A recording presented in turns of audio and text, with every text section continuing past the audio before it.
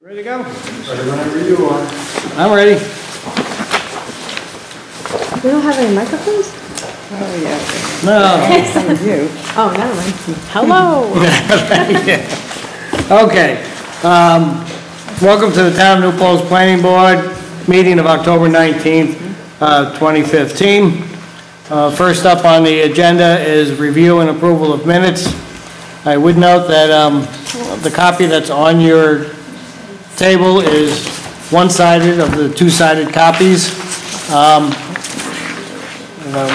If you haven't read them yet, the ones that you did send out by email, we can postpone the approval on it, or if we're okay with the email copy that you received, we can vote on it. So, what's the board's preference right now? I'm fine.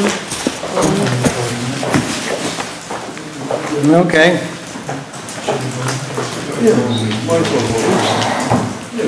All right, do I get a motion for approval? Minutes of September 28th, 2015. Thank you, Adele. Thank you, Lyle. Any further question? Comments? All those in favor? Aye. Next up is a opening of the public hearing for LP Builders on Route 208. Have a motion to open the public hearing. So moved. Thank you. Second? Thank you, Lyle. All those in favor? Aye.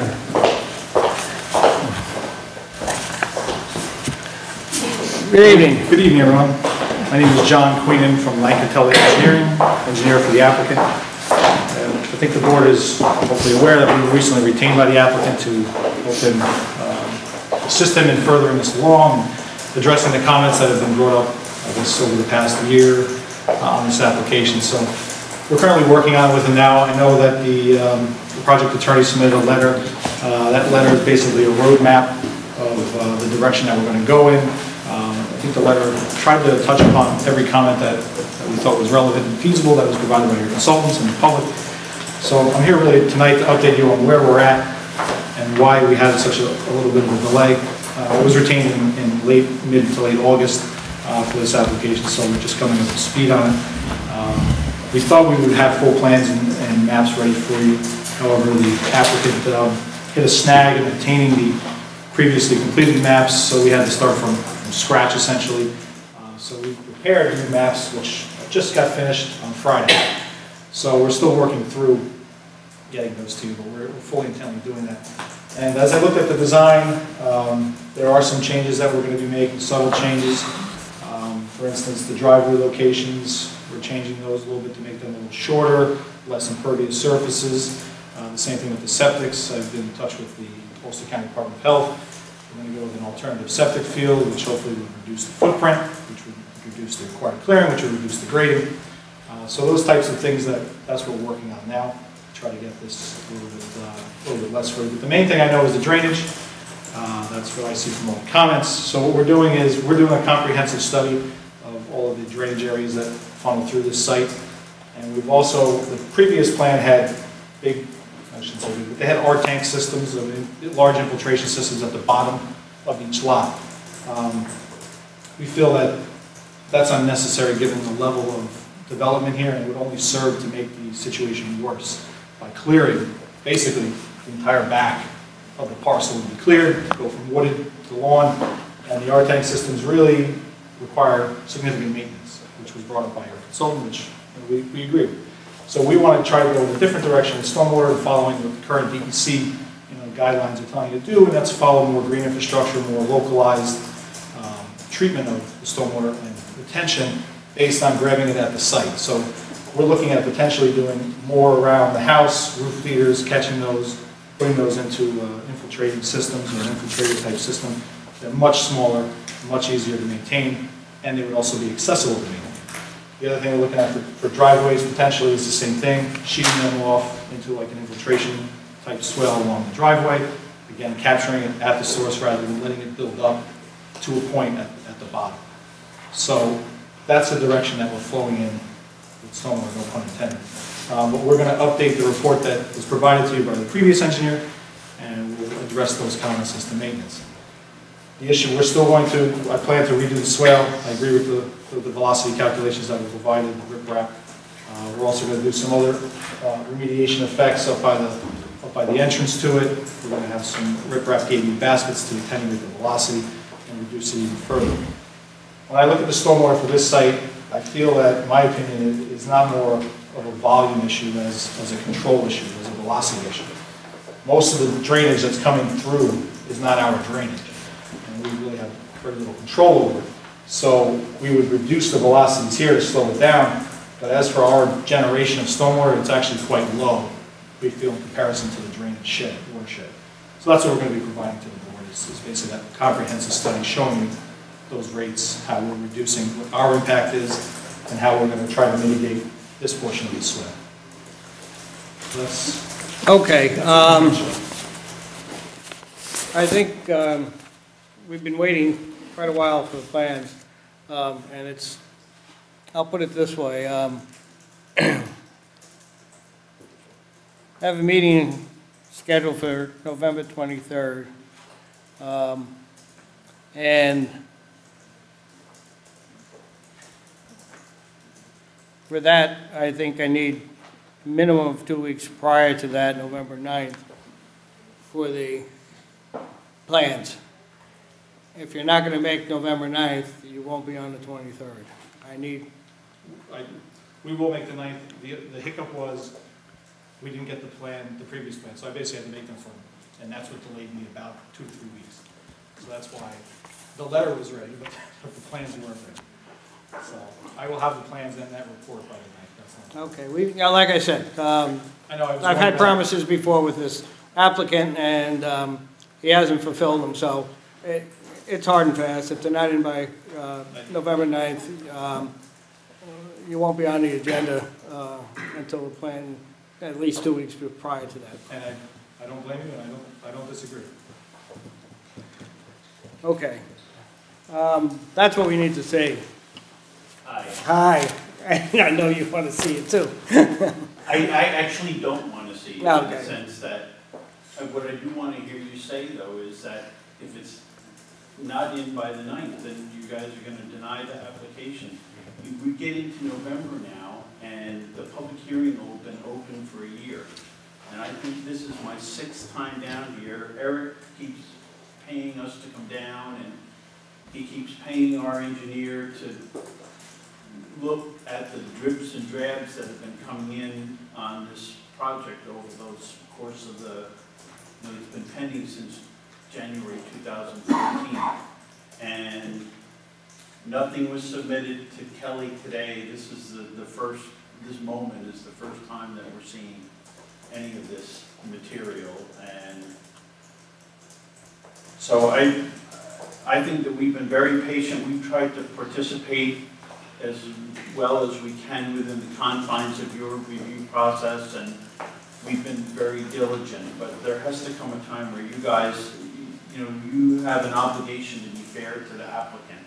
But you also, as a planning board, represent the citizens, and you have an obligation to be fair to the citizens and the people that are trying to comment. And Eric, this is getting to be a burden, and because he keeps coming back, and we keep working on things. I have 2 more letters I'm going to drop off to Kelly for you guys for tonight, for one from my office and one from John Bodendorf, our consulting engineer that addressed Joe Ariel's letter of September 23rd. But, that's another example. We keep doing work, and this just keeps languishing, and there's no finish line for it.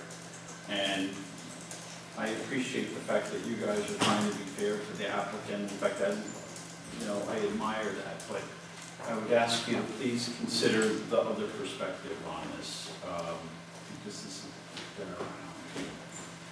It's been frustrating on your part as well as on my part.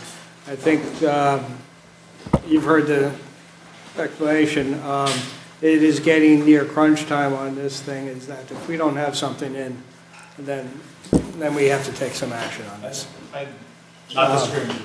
Well, late to the game a little bit at the end of this, but we'll get you something. And the date is hard and fast. If it comes in on Tuesday instead of Monday, You know, if your you're out of deadline luck. is- If your deadline's the 9th, then what do you think? Can I just, Okay. can I just get your name? John Lyons. I have some letters, I'll leave them for the board members to accept. Thank you. Thank you very much. Understand. Eric, do you have anything you'd like to add? Okay. Thank you. But- Okay? Okay. It's, See you next month. you definitely need that, and, I will make a motion to keep the public hearing open to the November 23rd meeting. I would ask if the applicant consent to that extension of the public hearing time. I agree with consent. If I could just ask, would it be, is it up to the board, can I work directly with your consultant, the engineering consultant, if I get a plan to send it to him for a preview first? Regardless of the night, if I get it done earlier, is what I'm asking, just to work with. Yeah, if you got questions on, or something to that, you can. Okay, I'm not sure you have the board. No. You can contact Dave on it. We'd rather get something complete than sit here and go back and forth. Okay. We've gone back and forth on this for a year, so. I've seen. Okay, Very good, thank you very much. thank you. So I'll make a motion to continue the public hearing to November 23rd. The stipulation that the applicant will get the plans in by November 9th. Second. Any further discussion? All those in favor? Aye. Okay.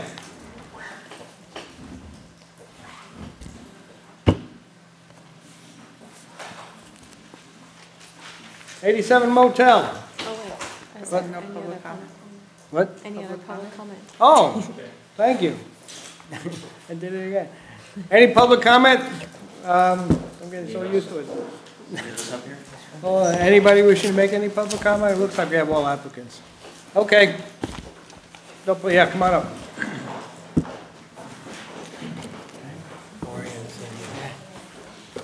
Okay, where we at? Well, we've had the asbestos review. I think, I don't know if the board has gotten a copy of this. You see the plan? This? I haven't seen that. Okay. I thought that was forwarded to the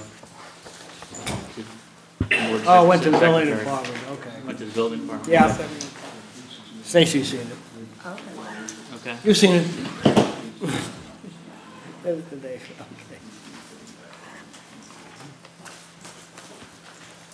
So, And we have an What's it estimate say? for the demolition cost as well.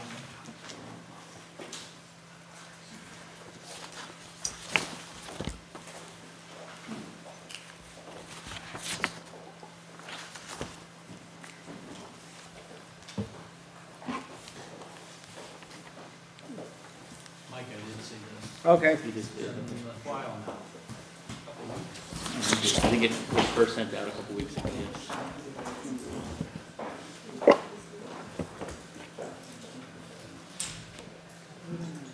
We just Yeah, want to did see we if we get can dot the i's, cross the t's. That's fine.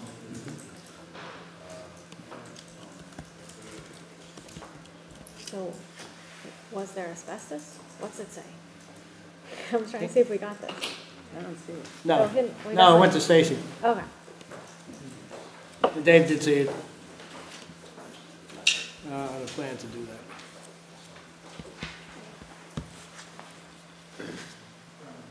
Mr. Chairman, have you heard anything on the sewers at all? Not yet. Nope. Nope.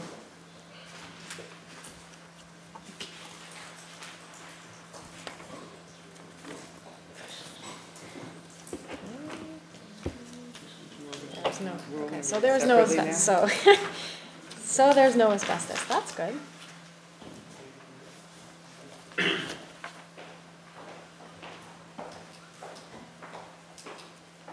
We just have to establish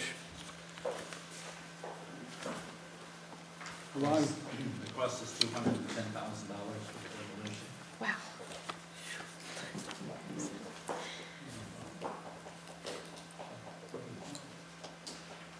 How much will we need to cover on that? In case you stop in the middle. can you describe how the demolition is going to take place? Is it a one shot? It's all one shot, yes, sir. So what's the anticipated schedule? How long? I'd like to get it done before snow flies, which is, Well, it's no problem, he hasn't done that careful the weekend.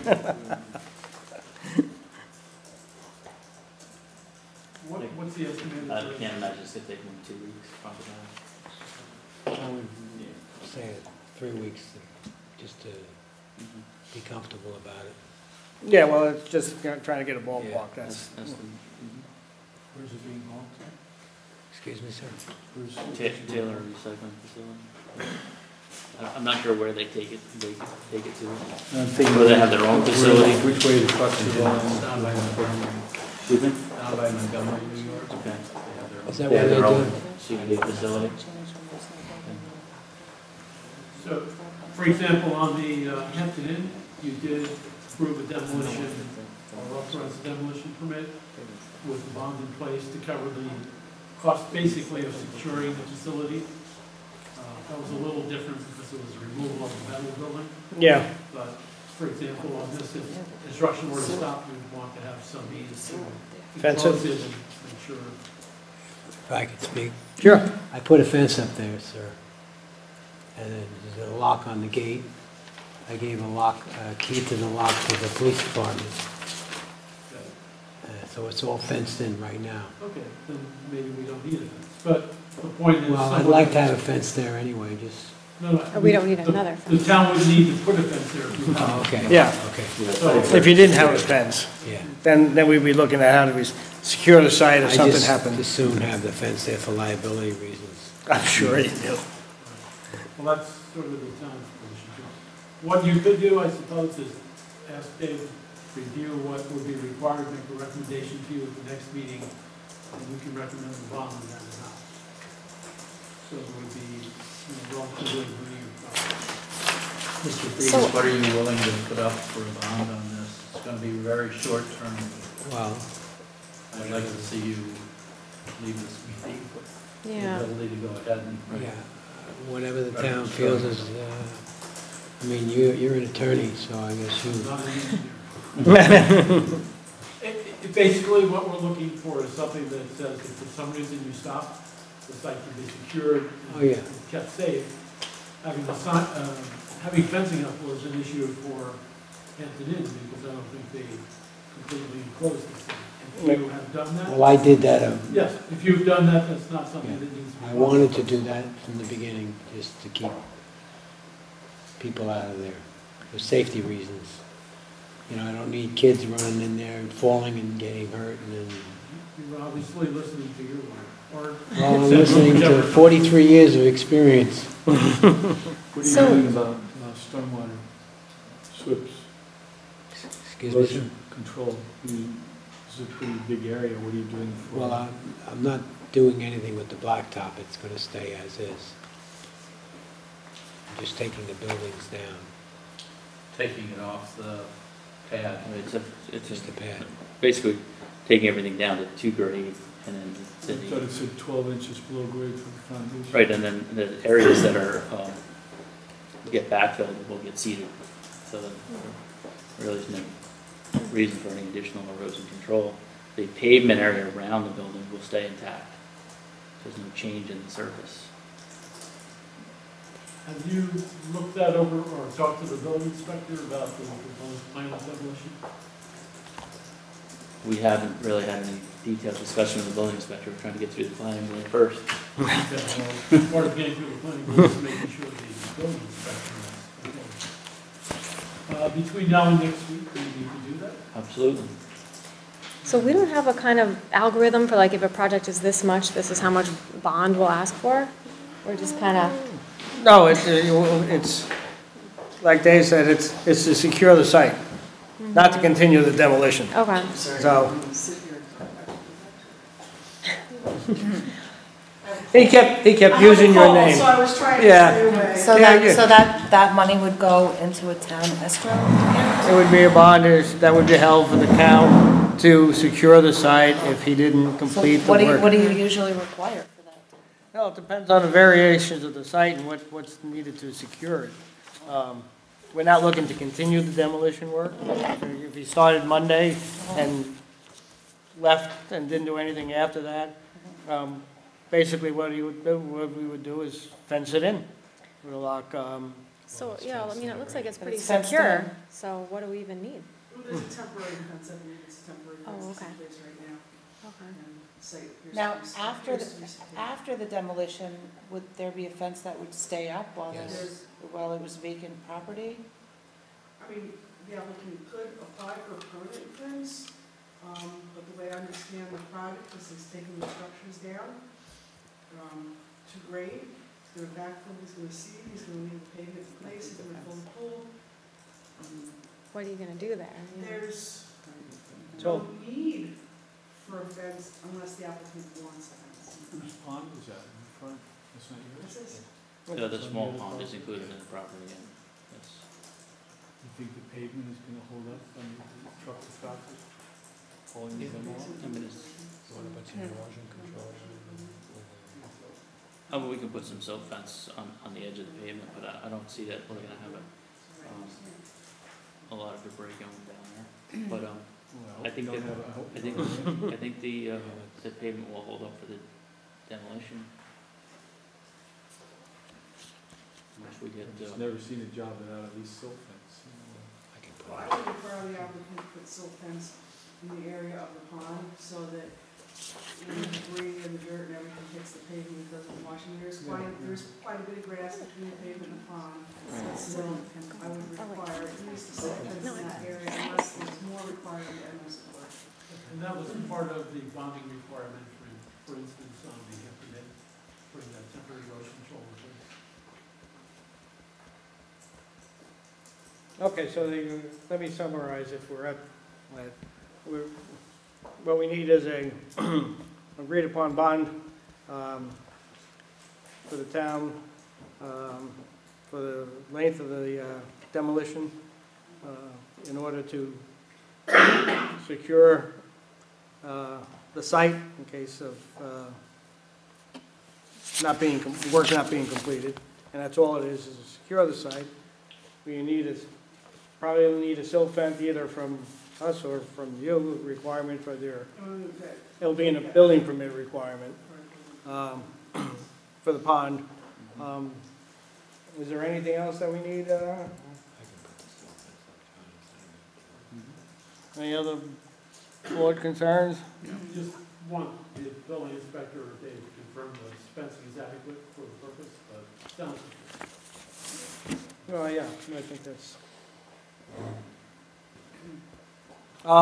So, all you have to do is agree on a number, between you and Dave, and we can. Can I make a recommendation? Sure. I'd like to recommend, since this applicant is already spending a lot of their own money, to help us and our town move forward by getting rid of something that is no longer functioning, and it seems like it's going to be costing them a lot of money. They seem like well-vested citizens, business owners, and they don't really seem like they're a great risk that they're going to run away and leave us with a big mess. They already have a fence, so I would like to recommend that the board consider a very nominal. Well, I just want you to know one thing. I'm not just taking down the motel.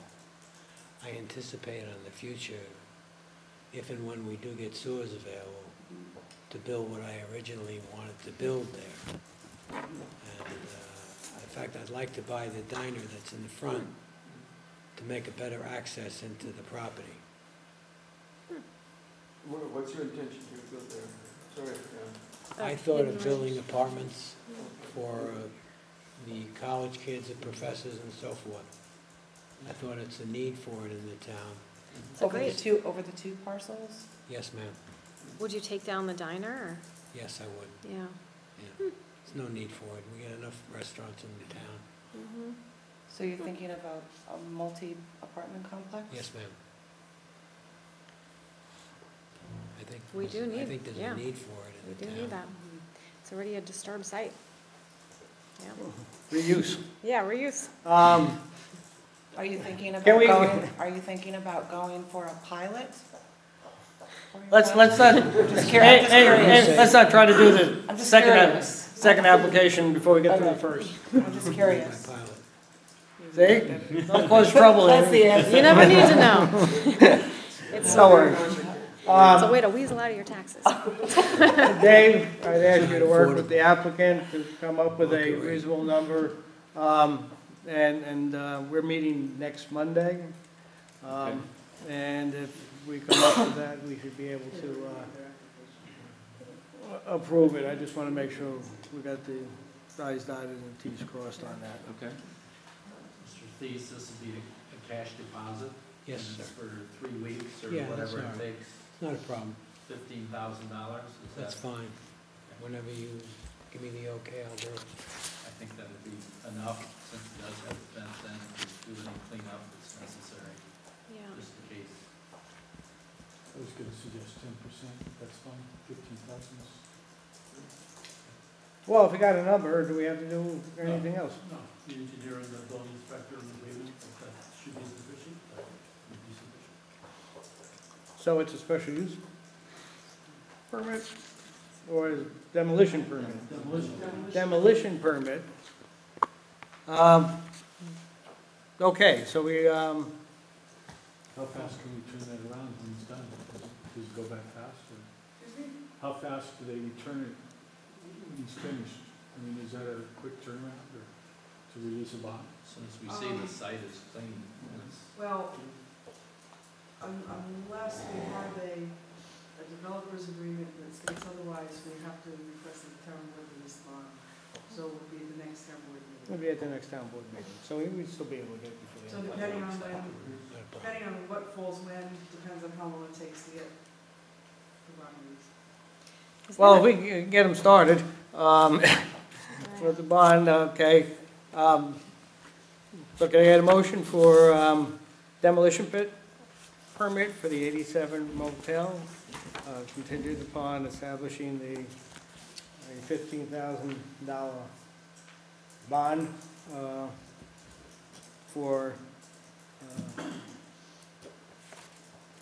any incidentals or anything that doesn't come out to protect the town from it.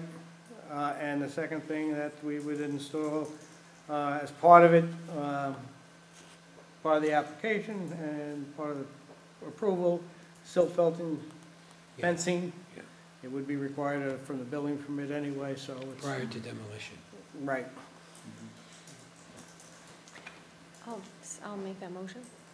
Okay. I'll second. Any further discussion?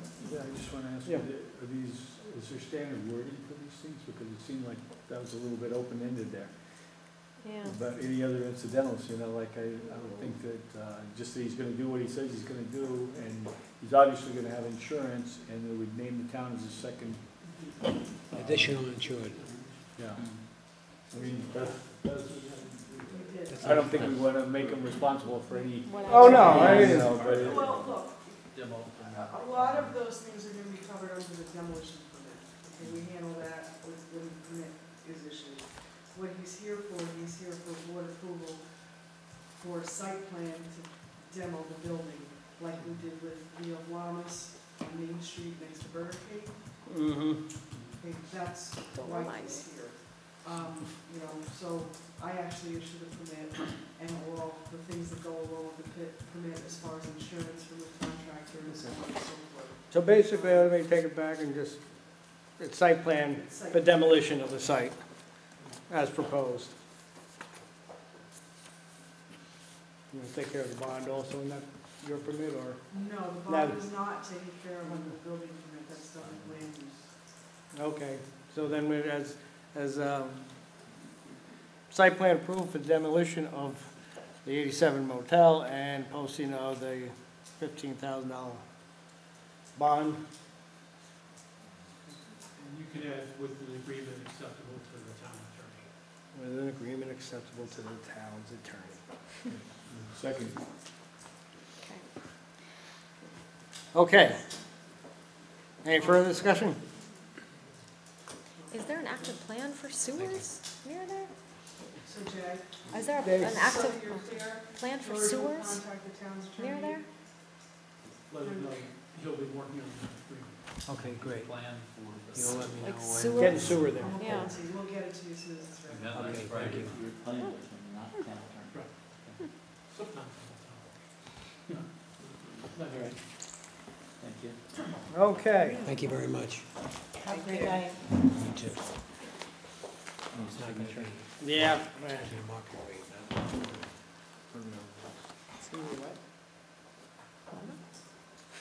I like the idea of an apartment complex. Thank you very much.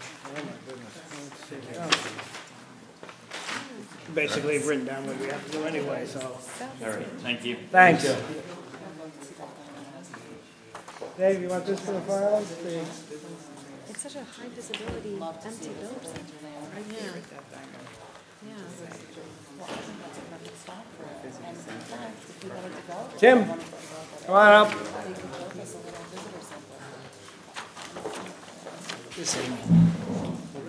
Different from the last meeting. You thought they were all coming out for you, and now you find out the truth. Okay. We got your updated plan. And you got the email from Dave last week? I did not. Thank you. There are a few minor things that we need before the next meeting. Okay. The short form EAF needs to be filled out online. You go to the DVC's website, fill that out. There's some Okay. automatic boxes that are checked for threatened and endangered species if they're endangered, cultural resources. You go online and fill that out. It's pretty straightforward. There's you're showing on the EAF that there's an acre and a half Yes. of disturbance. A 1 acre or more threshold requires a speedies permit, stormwater speedies. I overestimated. I didn't. Well, we need an accurate number. That includes the driveway? It does, yeah, so. I will do the math and make sure that, and see if I did overestimate that. Okay. It's like stormwater and If it is over an acre, you have to do a SPEDS speedies or something? permit, Yeah. get a speedies permit, which means you have to prepare a SWIP, a stormwater pollution prevention plan. That takes an engineer to do that. The other thing is there's pull-offs that will be required on the driveway because it's more than 500 feet. Oh, It's a I New see. York State Building Code requirement. Okay. Can you So repeat that those- one, the New York State Code requirement? pull-offs? Pull off on a Pull drop. off? Yes. Be able to let emergency services and fire truck pass. place that can pass each other. The pull-offs are there, they're 40 by 10, they're right alongside the road. I see. It's convenient to put it in, miss the big trees. Yes, yeah, that's no problem. So these three things before the next meeting, but the plans look good. I mean, I think setting a public hearing makes sense on this. Okay, the board have any comments on the plans? I think they, cleaned it No, up. we talked about it, yeah, last time. You're showing the house location now and the driveway. And, I think, the other thing, question on is to just make sure we miss, and I think you want to do any big trees. No, actually, on the plan, that would be the maximum, Yeah. I could put the driveways closer to the existing house after it comes off the road, and I would, there would be even less trees that I'd have to take down, so you know, that Well, that, might be a change later on that I would. well, we probably, for want of anything else, the code is not taking down any trees, 12 inches around at breast height. So about, you know, up around there. Diameter, okay. I Diameter. think those are marked, right? Or And- some of them? Yeah, just kind of tag them on there. I mean, if we want to, you know, to be comfortable, if you want to tag them and let us know you've tagged them, and we can go out and take a walk with you someday, just to see how that driveway is going to go. It would be very helpful on it. So, what I think the application itself is pretty complete for a public hearing, so I would ask for a motion to schedule a public hearing for November 23rd on the Brooks two-lot subdivision. I'll make the motion. Can I get a second? Second. Any other comments? Well, like after we go out and look at all these trees that are bigger, I mean, then what? Then they're right in the, like, is it Well- ever, like, yeah, No, what we try to do is, rearrange while you still things? have the flexibility before you start putting in a driveway, Yeah, of trying to move the driveway around that to see what you can accomplish on that. okay. Is that how have you thought about it that way already? Trying to have the driveway in a way that impacts minimum of the large trees? Yeah, Okay. yeah, the ones on the perimeter of the driveway would stay, Okay, and then the driveway would bend around them, but there are several that are, they're like you right know, there. right in the way. Okay, got it. So, So But what? that- Go ahead. well, you know, that's a concern of mine, to, you know, do this with Yeah. as little impact as possible. And I had a question about the area of disturbance around the house. Is there a minimum, because it seemed larger than it had to be around my house. Is that something I come up with, or? You'll have the septic area. Sure. Know about the size of that. Right. The house size, and usually there's a large 25 feet trees that are too close. Away from the house. So that's the way it should be. Okay. Needs to be reasonable. Yeah. Okay, we had a motion. Any other discussion? All those in favor? Aye. Aye. See Kelly about what you have to do for the public hearing. See Kelly also, let us know when a convenient time it is for us, for any of the board members who may want to go out and take a Saturday morning walk with you or something Yeah, else like that. when is convenient? You know, I'm flexible, so. Yeah, February 15th is my next open day. generally that's what For happens a lot, life. but, Yeah. I'm not kidding, it's literally February 15th.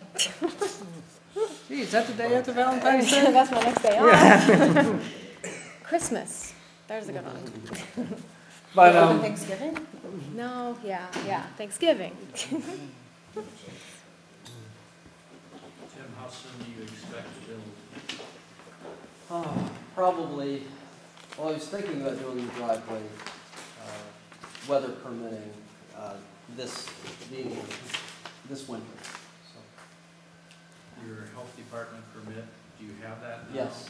Okay, we could get a copy of that. Sure, I have that. Should I just give Kelly a copy of that? Yeah. I have that in my driveway permit that I brought with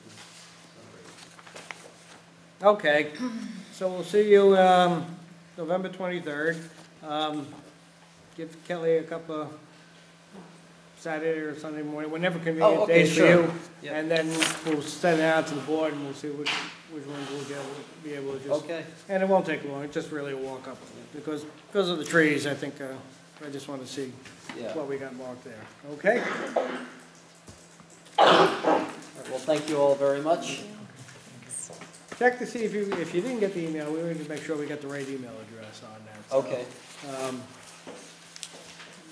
get with Kelly, and if you never got it, just, it's because the address is wrong, just, let's get an update Sure. on that, okay? Yeah, I do get emails from Kelly.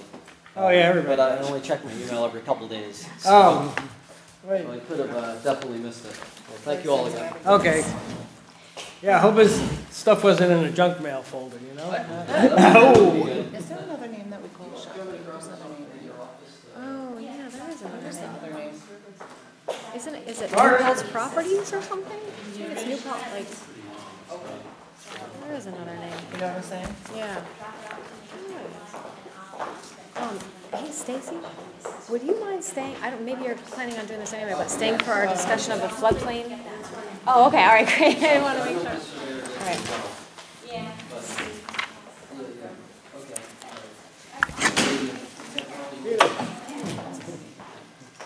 All right. How are you? We did have a meeting 2 weeks ago, runs together,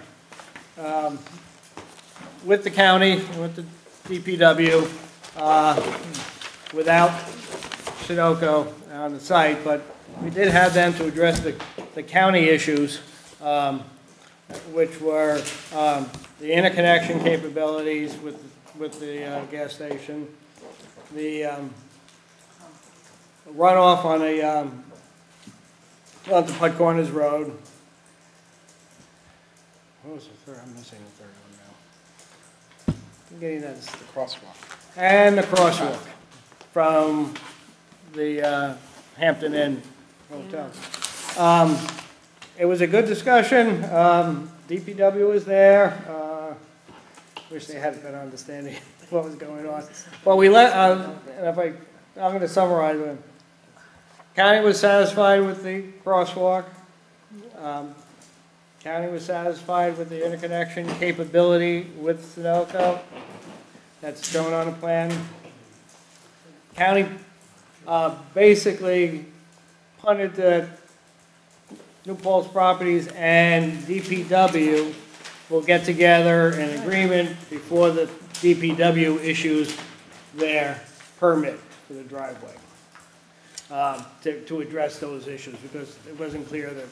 I submitted a drainage report to them. Okay, so what so the county's 3 issues were resolved. DPW is in working with them to reach a solution to satisfy any of the issues there. They still don't have, quote unquote, the plans yet for Putt Corners in full design yet. We had a couple of minor ones, and Which I did add. okay.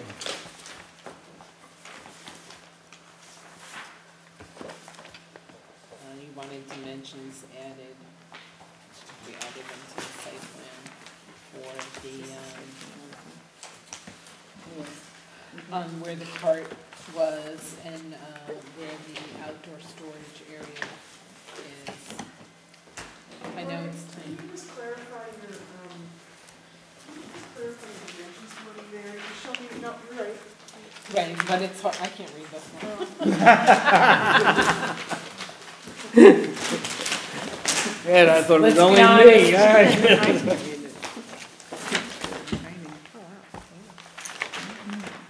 You could kindly put those on there for me, just to, your cart storage area, you show your 36 inches for your accessible route. There's additional, more than 3 feet, yeah. Okay, I guess the way you show your 3 feet and the way you show your proposed cart storage area, it looks like your proposed cart storage area is 3 feet at that hash mark. Yeah, Am I looking at that? 3 feet this way, 53.5 feet this way. Right, but when This is I look at this and I look at your arrow, it appears, and I know I'm being very technical, but there's a reason, that this hash mark here, which is the accessible route for the 3 feet, No, is that's, actually, this is the cart area. so the cart area is on the outside. No, the cart area is here, Okay. and then this is your sidewalk, so your sidewalk is more than 3 feet wide. Okay, that's the dimension I need then.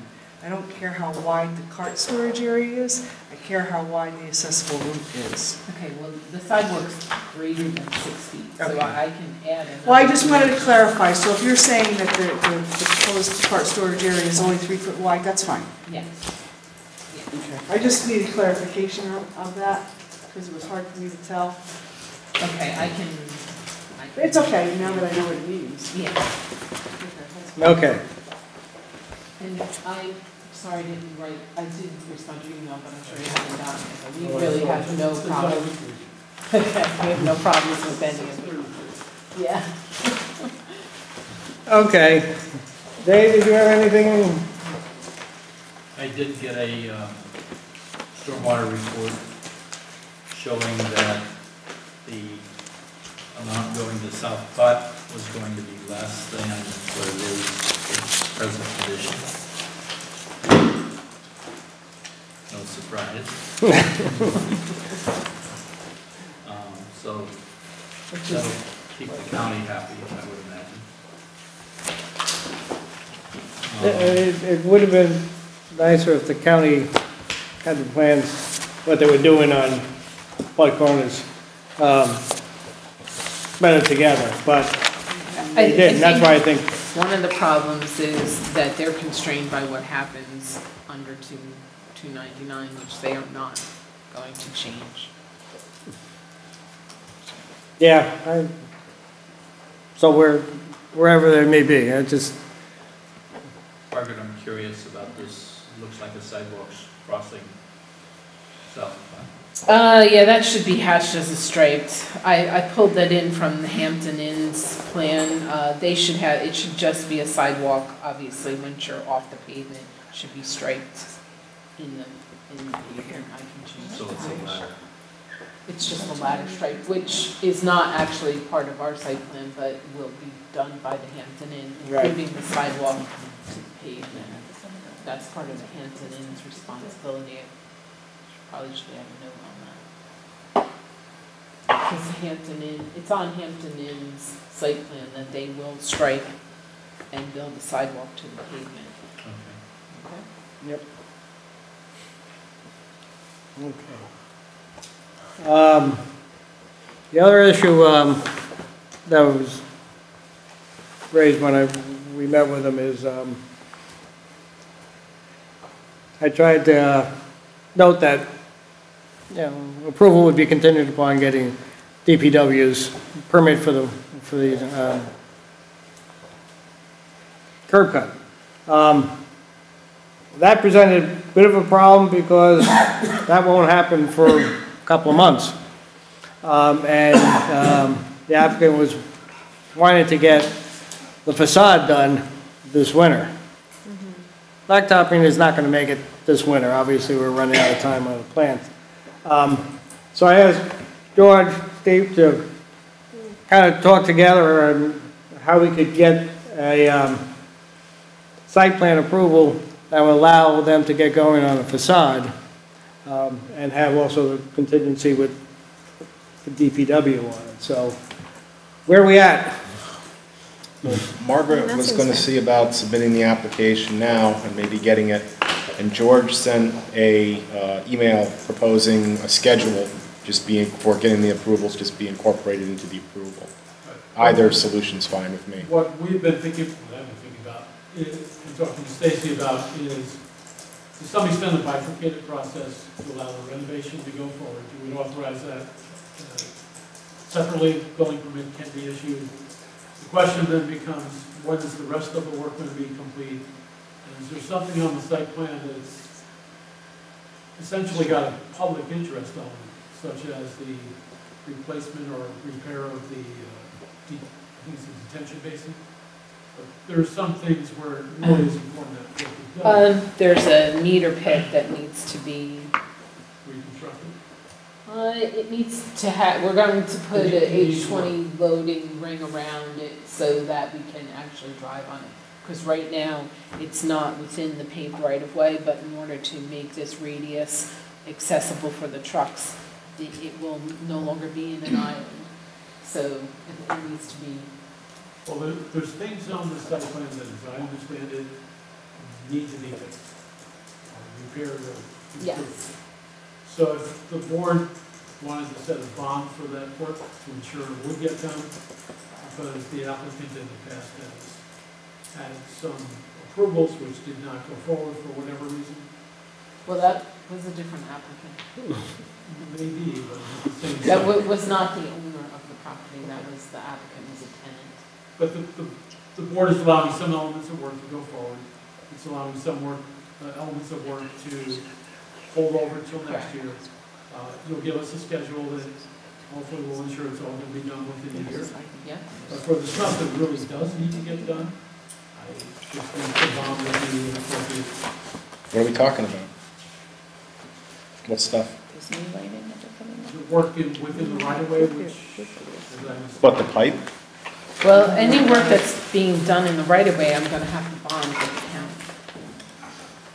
Bonded it twice. I'm not gonna bond it twice. Yes, it's the condition of getting a permit. What happens if you don't do the work? If you withdraw your permit application, If I withdraw my permit application, they would. they give you back the They give bond. me back my bond. But we'd be in violation of our site plan at that point, so. Well. Right, but he's looking Then for. it puts the onus upon the planning board of the town to prosecute you for a violation. If you're intending to do that work, a bond for a reasonable amount of the work is necessary. And,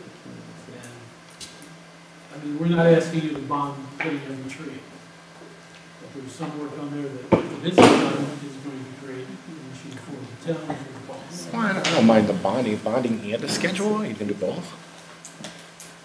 The schedule's not a problem. because Schedule's not a there's- problem? The schedule's not a All problem. right, then that's fine. As long as it's a reasonable amount. It's fine, as long as it's. What I would suggest is that the two engineers talk together, identify what improvements should be bonded. Like we can bond, this catch basin vault, that's gonna be a big money item, and if we wanna bond,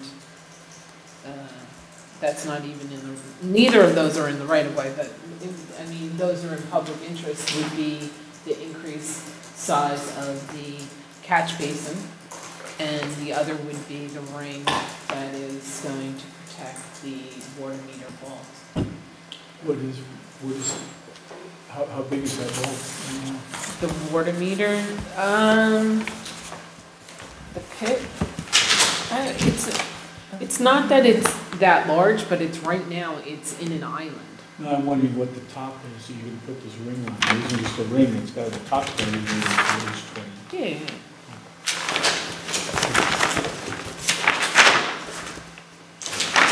I think we put a 8-foot diameter. 7 or 8-foot diameter.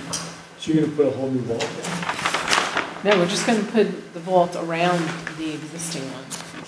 We're just gonna put an 8-20. Where's my call?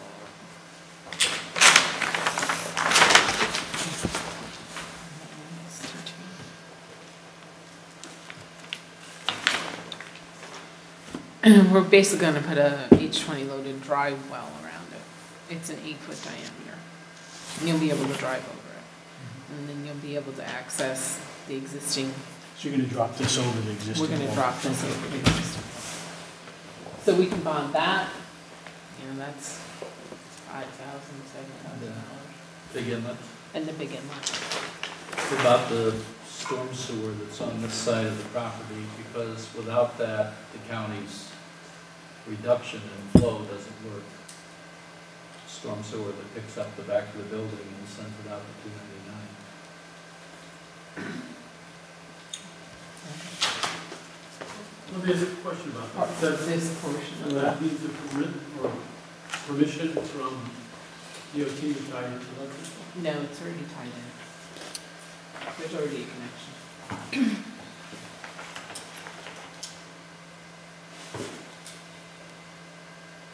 Okay, can I, at this stage of the game, I think You can estimate the cost of that. Sure. What I would suggest is we do a resolution. Yes. So that the approval is in written form and it's submitted to you for next week's meeting. I'll send a copy to the applicant on Friday. There are some pickup items that we may need to incorporate in that, and standard plan notes and things of that nature, but nothing that should be too exciting. I just, you know, and again, from an applicant's point of view, I want to make sure that he can do what he wants to do this winter. You said about bifurcating the approval process. So make sure they get a look, see. And what I mentioned was the facade, but I don't know what that encompasses. And he does want to work on the facade. I don't know if the ShopRite would want to start on the bottle return area. They probably could knock that out. It's not, that wouldn't be. Well, I mean, just, when we're gonna split them, we're gonna, you know, say this, you can do this now, and this, the other one would be contingent upon. How do we identify the work that's covered by the facade renovation request that you're making versus everything else? Well, why would you not want to do understand. anything else? I'm just a little curious. Why couldn't we move forward? We'll get our site plan approval and then, The building inspector is authorized to issue the building permit Okay. for that work. Well, if the site plan is approved in whole, they can do all the work. do all the work. Yeah. It just would be based on the way the resolution is written, it would just need to be completed by a certain date. I mean, you know, they may be able to start doing some of their, you know, stormwater. Maybe, maybe not, I really don't know, depends on how involved certain areas are. And patch it for the winter, you know, until they can actually do paving. I mean, there's a lot of different ways construction can be done. But I have a question. I understand the owner is doing facade work, and ShopRite's putting in the bottle return. Well, Is there gonna be one permit, two permits, two different entities? no, I think we're putting the bond return. ShopRite's just gonna use it. We're doing the ShopRite specs. So, The one building permit for that, and I don't know what we have to come back for the drainage. okay, so if we split the decision to allow them to, you know, begin working now on whatever, that building, and then give them until a certain period of time to get the site work done, the building is going to include everything on the building. It will include the facade, it will include, you know, the bottle return work, and anything that has to go on the building. Well, I guess the question is, you're going to give us a construction schedule for starting and finishing various items of work? Right, is there some way, basically, I can give how many you- are we getting this time next year, and sorry we need an extension, because we didn't do it this year. No, I mean, my client would have liked to have gotten everything done, it just didn't, you know, timeframe didn't work out. So they will be, you know, day one in the spring. He may even start some of the drainage work. So you'll tell us one day when we'll do it, I know, approximately. I know. I And think, it's yeah, probably, it's only, you know, I know that they're trying to order catch basins already. So they want to do this work. So I will, you know, I have to get a bond amount from the county and make sure I get all my paperwork into them. I may be able to get the permit in a week or two, you know, so I might not have to wait until the spring to meet your condition. that would even be more wonderful, then we don't have to split this thing. Right. That, yeah, again, like I said, you need the DPW permit to do that work. That's the And issue. that's the contingency Right. that's But if we required for bond site plan. But I think what we wanted, just to make sure, if we write up the resolution, get a chance of, yeah, this is reasonable enough, this can get you doing the work that you want to do now.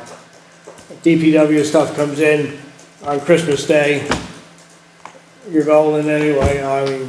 When's the And meeting then, next week? You want me to Next Monday. It's next Monday? All right, we'll see the resolution on Friday? Well, Yeah.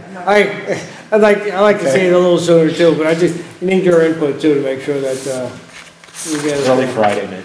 With one for the plaza, with One for, yeah, we'll do one for the plaza, and we'll do these. fire department have a preference on where it would be located. I will get that from the chief, you'll need an application from me, okay, to secure a Knox box. Okay, I'm assuming, well, I'm just gonna put it on the plan. We can put it on the plan, but it'll be located where we determine this located. Okay, You can just put a note if you want. yep. And just so the board knows, the fire department is going to be looking for Knox boxes everywhere.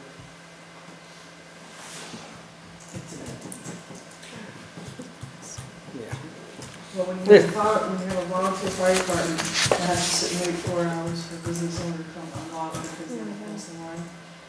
It wears and for a while. Well, we're happy to put in the Knox box, we just don't want to hold up our plans for No. waiting. No. And actually, I wrote a memo to the planning board to not even have to put it on the plan, just include it in the record of decision. Yep, no, we're not I gonna. can add a note. Yep.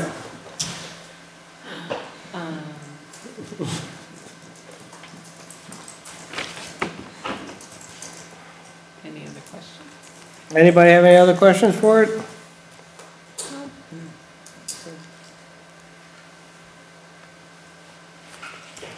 I'm just curious, so that box is going to hold keys for every tenant that you have in your plaza? Yes. That seems to make the most sense, you just label them and put them in, I mean, then they can go, and if it's one, they need to get into another. The only person that has access to that box, once it's installed, is the police department.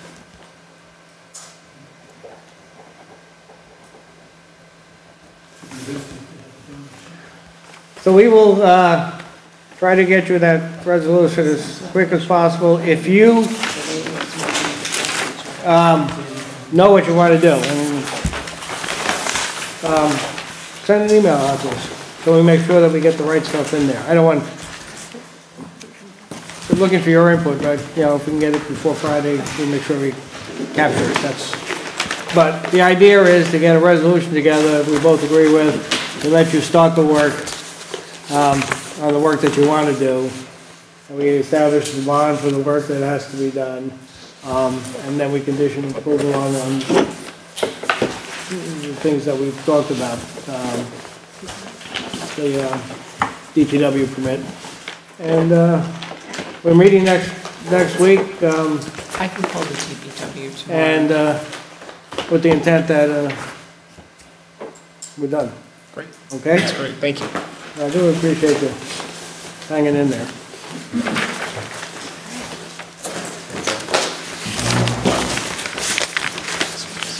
Thank you. Thank you. Thank you, Margaret. What does SPEEDY stand for? What? What does SPEEDY stand for again? I want to see if I spelled it right. You know, you did a SWIP already, but Yeah, I got SWIP. CDs is the State Environmental Protection. Oh.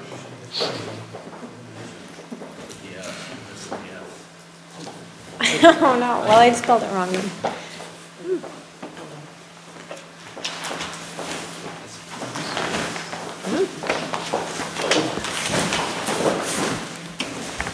Okay, I got a number of things that I just want to go over. So no, you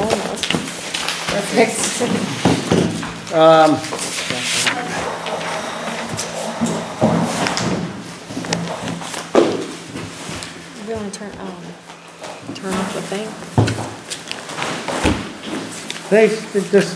You sound wonderful, you know. I'm here, just here to answer any questions you may have on either the existing or the proposed. If this is the administrator, should we turn off the camera? No, I don't think so. Okay, great. Let's go down the list and see how fast we can get through. George sent out a revised, or handed out last meeting, a dormitory moratorium. modification. I had just one question on it. Go ahead. Special use permit goes back to the ZBA? No, should be the planning board. Should be the planning board. Planning board, in the table of uses, it specifies the planning board as zoning board. So it would be the planning board issuing a special use permit. Oh, you find it? Because you, Do you know what they did in there? Oh, you have. Maybe I'll just take it. but when you cited the section in the, oh, that was on the ZBA, and I kept looking to see where the split was on special use permits. Yeah, the section of the code deals with special use permits. I think much of the discussion in there concerns the zoning board, Yeah, but there is authority under in the table of uses. okay, all right. But we'll ensure it.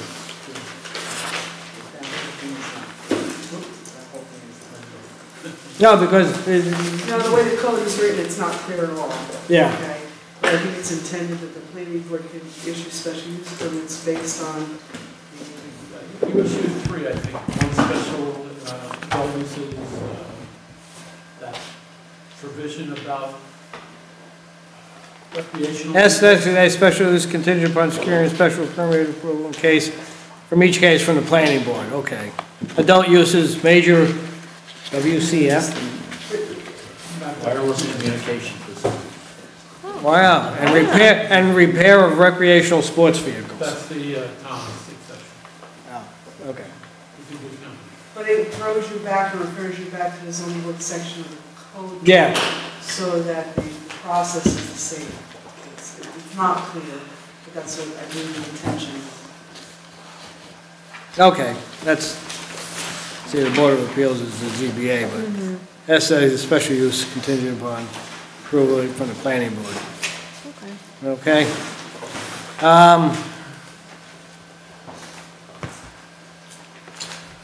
So I think, I only found one typo, so I thought I was going to. You find it. I found one. Oh. Number 9, on second page. Let's leave one. You just leave them in there so to make sure somebody reads them. Yeah, you gotta put that. Yeah, okay. So what I would propose doing is sending this to the town board. The recommendation, they adopt it. They have to hold a public hearing on it, on the code on it. But it basically lays out what an applicant would have to do for a dormitory project that, up front. So we wouldn't be trying to do it afterwards. When they talk about the pilot, this recommendation on the pilot, I'm just not clear on what exactly, this is your recommendation for them applying for a pilot under the special use conditions? Like number 3, this is what you're recommending, right? Number 3 is the pilot impact statement.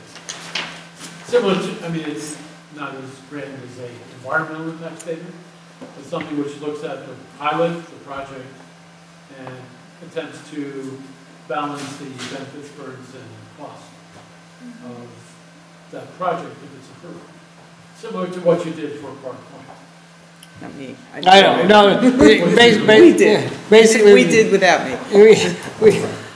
So My question, I mean, because last time I said, why, I was recommending, since this whole pilot thing is new for dormitories, right? And a couple of other things, that we make that statement that in the town of New Paltz, dormitories are not able to get a pilot. Well, Can we do, my question is, can we do that? I didn't get that answer, but I see that it's all in here still, and we're gonna go through this whole procedure. There's a thing, something came up during the review of Park Point. They call it a dormitory project. It's a multifamily residence under the zoning law. So A is permitted, and B, there is a specific authorization under the zoning law.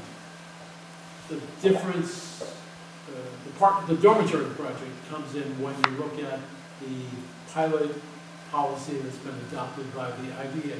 Sure, that's what was really confusing, right? They applied as a multifamily, and yet they were getting a pilot as a dormitory. So were they a dormitory or were they a multifamily? Yes. Yes. So what I was, and that's why I don't understand, because we're going through all this, and all I see pilot, each pilot impact statement, pilot. Why?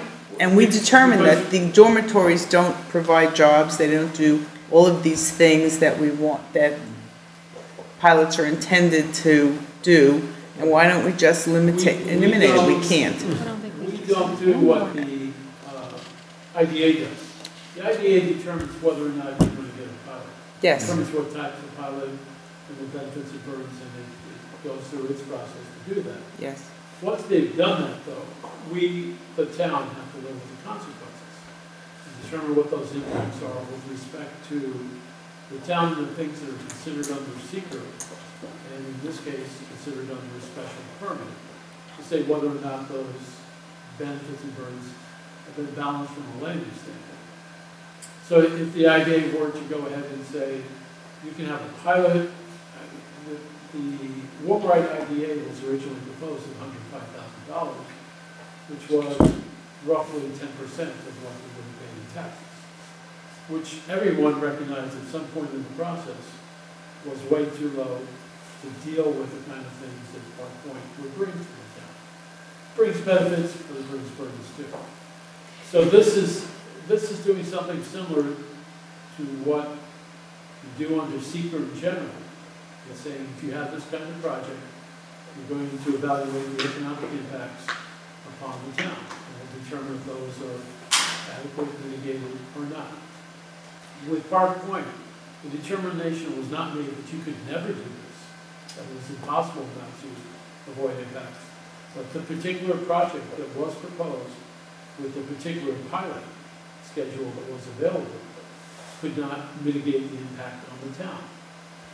So that's the kind of analysis that it seems to make sense to do going forward with these projects, so that the developer understands what he's got to demonstrate. So he can start out by saying, I will or I won't or I might make the standard to have the planning board determine this use can be allowed. So can we use this as a vehicle to say your policing is going to cost $500,000 a year, so we need $500,000 for the police, we need another $175,000 for fire and rescue, or whatever it is that we determine, or the town determines. It just does the analysis. Is this going to work for us? Is this enough? That is adequate, I think, to take the project that is otherwise a multifamily use under your code, and bring those things into consideration and determine if it is going to seek an exception from the normal tax regimen that would apply to it, that would address the impacts of it. So let me back up. I just want to answer your question. I think from a legislative point of view, the town could say no pilots, dormitory pilots in the town. But the moratorium really asks for us to examine zoning changes that allow us to do an evaluation of dormitory projects that seek a pilot. So, I can propose at a public hearing, I don't think we should have any pilot projects for dormitory projects at all. But that's kind of a town board issue to legislate that, all we were tasked to do is write zoning code to evaluate this. What this captures is if an applicant came in and said, I want to build up a multifamily housing by your code, put 2 buildings in here, so we review the site plan and everything looks fine and we approve the site plan. then after we approve the site plan, he goes up to the IDA and says, I want to make this a dormitory project, I want to go for IDA tax benefits on it. We can then come back to that same site plan and say, if you go for that, you need to get a special use permit to build in the town, and these are the requirements of that special use permit. So it captures either in the initial application, or it captures it if someone wants to convert an apartment building, multifamily housing into, it just turns around and says if you go for an IDA, then you have to do this work. You have to come back after the site plan got approved? Yeah, you need a special. Where does it say that? You need a. Well, to have that use, you need a special permit. You need special. So if you figure you're going to go do a slide one and get the site plan approved with a standard multifamily, and then go up to the IDA, you can't, you'll be in violation of zoning if you intend to use it with a pilot, because you're a dormitory project, and you don't have that permit. What you're not seeing is the difference in the definition, I think. The difference in the definition is going to make it clearer for you. A multiple dwelling, okay, which is something like we have at Meadowbrook, or something like we have over here in Mulberry, or those are multiple dwellings, where there are apartments that anybody who applies can rent. You meet the criteria, okay, for whatever the landlord is set, okay. A dormitory dwelling, as defined in our code, is a little, as defined in the proposed code, is different than that of a multiple dwelling, okay? And at the IDA level, the pilot, okay, says designed for and used by students. So it's very specific. So if Jay comes in and brings in a plan to build multiple dwellings on the site, like he mentioned, okay, for anybody, you can site plan approval. If he then decides he wants for students, like he points out, and he goes to the IDA, now it's designed for and used by. And it's the only way the pilot's going to stay afloat is if it's designed for and used by. Right. That's the criteria to get a pilot. So if you meet that criteria, you must be a dormitory project under zoning. So, if you are, you need a permit. so when they get it, and it's designed for and used by, Then and I they, step in and I say, no. You can't have a building permit. but what happens if it's designed for, but it doesn't fill up with the people that it's designed for? And the property owner, wants to sell out. They need to, rent all their apartments. So they're going to take whoever they can get. No, they can't. Well, then they lose their pilot. So then they lose their pilot. Well, that's potential. We're trying to say. It wasn't clear to them either. They didn't. But how do we really, as a town, how do we really check? How do we? Back to enforcement, unfortunately. But the easiest check is to know whether or not it meets the criteria to get a pilot. Because either it will meet that criteria, in which case it requires the permit, or it doesn't meet the criteria. We don't care if they rent to students and everyone else. We don't care if they rent all of the apartments to students, as long as they don't seek for and obtain a pilot. Because as long as they're just renting to students, it's just a market rate residential development. Right. And that's not something that we're objecting to on the same grounds as we object to a pilot development or a dormitory project development. And students aren't a protected class, so you can either rent to them or not, as you choose, yeah. Did that make it clear? It did make it clear. So when I'm thinking if there's anything within our purview to say that, well, for example, Wilmerite is known not to even pay the pilots that they get, right? They don't, so they've had this, well, whatever. So let me just finish my thought. And what happens with a lot of these companies that don't pay their pilot, my understanding is they just don't pay it, right? We can't, because it's not a tax, we can't actually take or foreclose on their property, so it becomes a lien, And then the lien, when they sell the property, the lien gets paid off during the sale, and I think.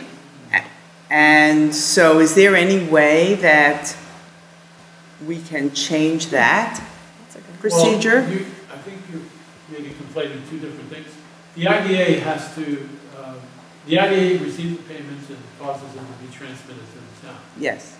So, for example, in the case of Park Point, the payment would have been $522,000 a year. Some goes to the school board, some goes to the county, some comes to the town. So it's collected like a tax. But In the it's same- not enforced like a tax. Well, there's two different parts to that question, because if they're not paying the pilot, the question is why, there's two reasons they could not pay. One is because they just don't have the money, they don't pay it. In which case, the IDA can terminate the pilot. At that point, the project would become taxable. The second point is if they are paying it,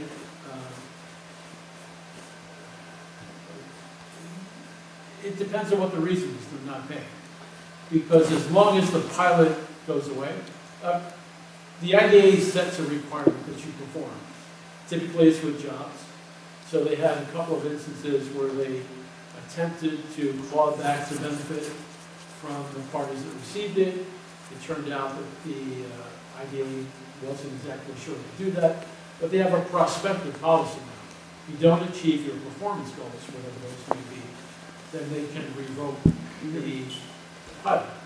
And that, in either case, the point is, if they revoke the pilot, then the project becomes taxable, and they pay their taxes, which is what the town believes is fairer than the allocation of funds under the pilot. Because even though it was $522,000, the town was only getting its general tax share of that, which would have been, I think, 14–16%. But at the same time, it was incurring the bulk of the cost. Schools, for example, have a negligible amount of cost for services they would be providing to the project. So one of the things that could have mitigated that to some extent is to reallocate that money according to the actual need of each of these municipalities rather than the standard.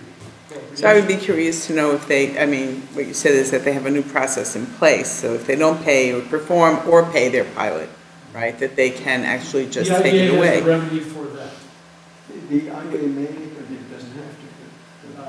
I think under the policy, they do. They must. I believe so, under the policy. I mean, that is my concern with a pilot after reading that Wilmerite story, and I think it was in Albany, where they owed $20 million in pilot money that they didn't pay. It was up in Rochester. Wherever it was. Yeah, okay, So they have a rationale for why they weren't paying.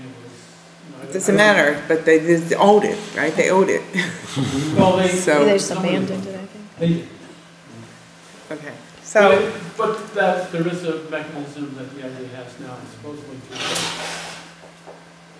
Okay. And if you don't, you lose the pilot, in which case you're paying taxes. But here, yeah, one of the things that we have in here is establish with the emergency services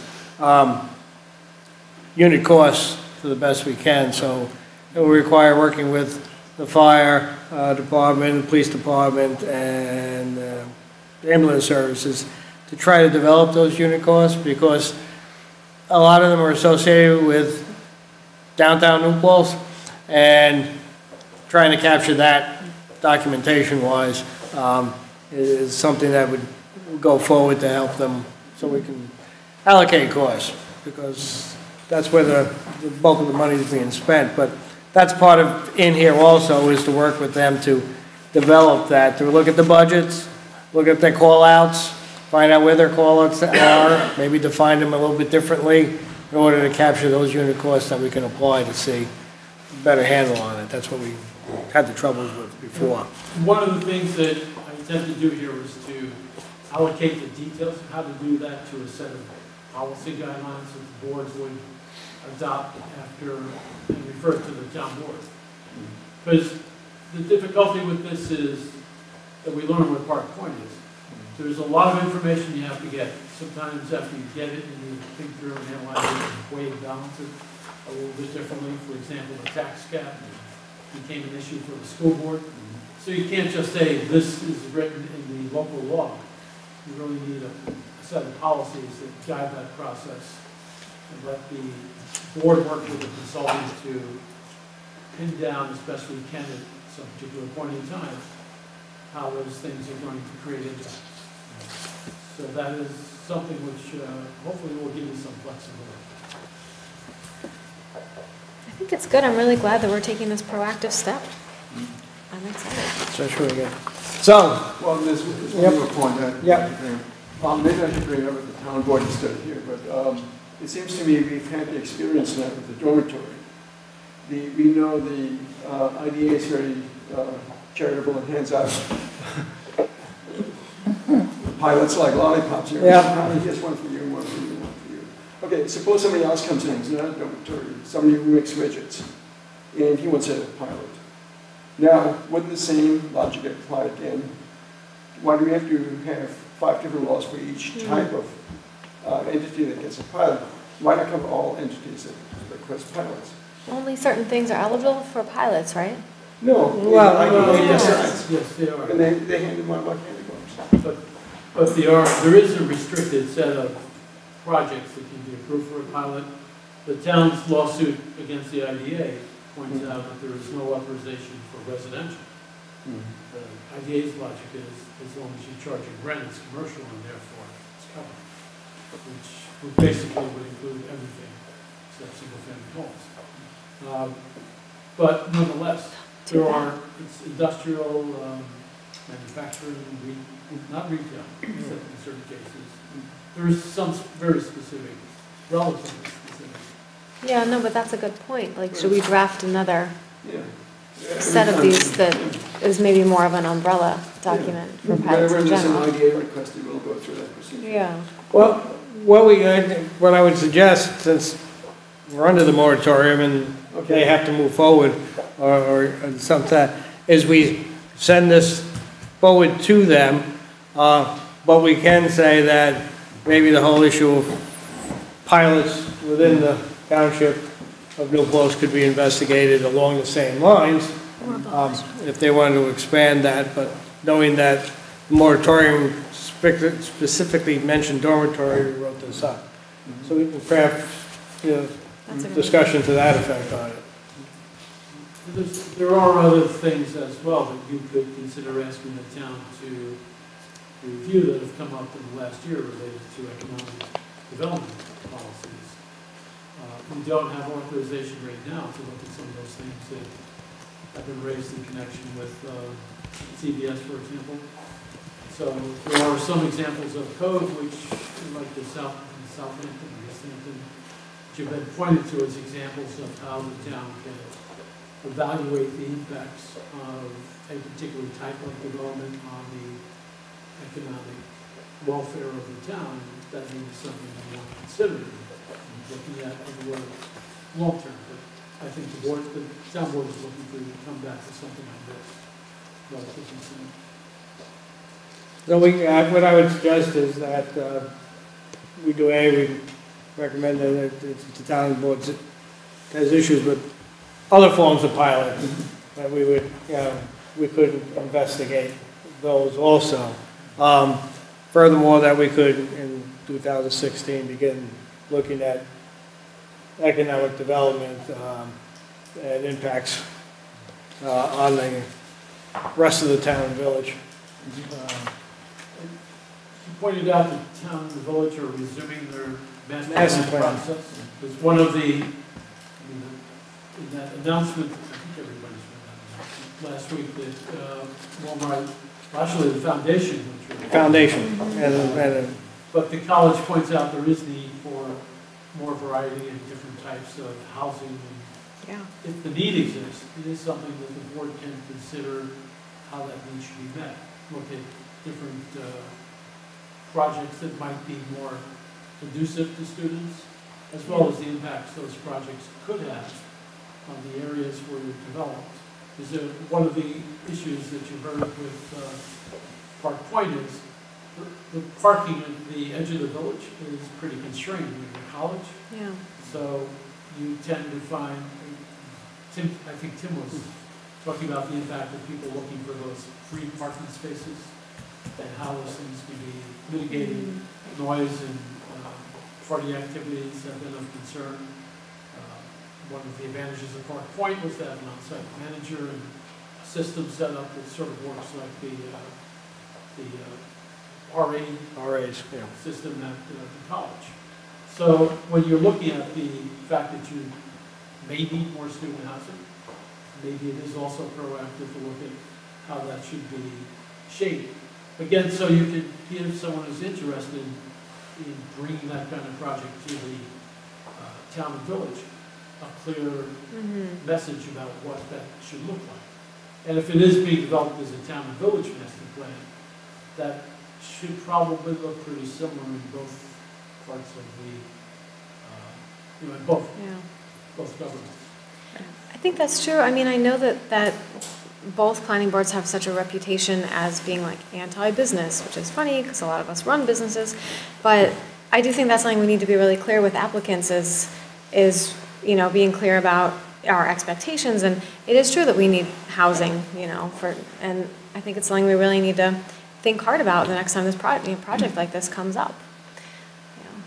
Well, to move along and get what I'll do is I'll write a cover letter. I'll send this to the town board this week. I'll go in the cover letter. I'll note about this is limited to the dormitory moratorium. That's currently on the books. That there could be this could be expanded into looking at more at other types of pilot projects on it, and I'll get to the master plan in a little bit on that one, but that we would be investigating in conjunction with the development of the comprehensive master plan. Can I just ask one question Sure. about this? So who do other areas have pilots for dormitories? Ulster County doesn't have any dormitories except here. No, do any other counties that you know of have pilots for Dutchess? dormitories? One in Rochester. Rochester, Which was another Wilmerite. Which was another Wilmerite project. So other than these Wilmerite projects, That's weird. There are other projects that, ideas. no, for dormitories. For dormitories. For dormitories. No. I mean, it just seems very contrived, and which is why if we're voting on this, I want to stick to my guns and say that we should ask not to have pilots in this town for dormitories. I hear what you're saying, but since...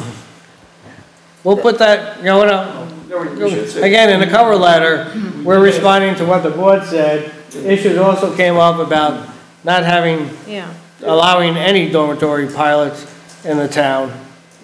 You know, frankly, that issue came up during the Park Point process. The town was very clear it did not want it, period.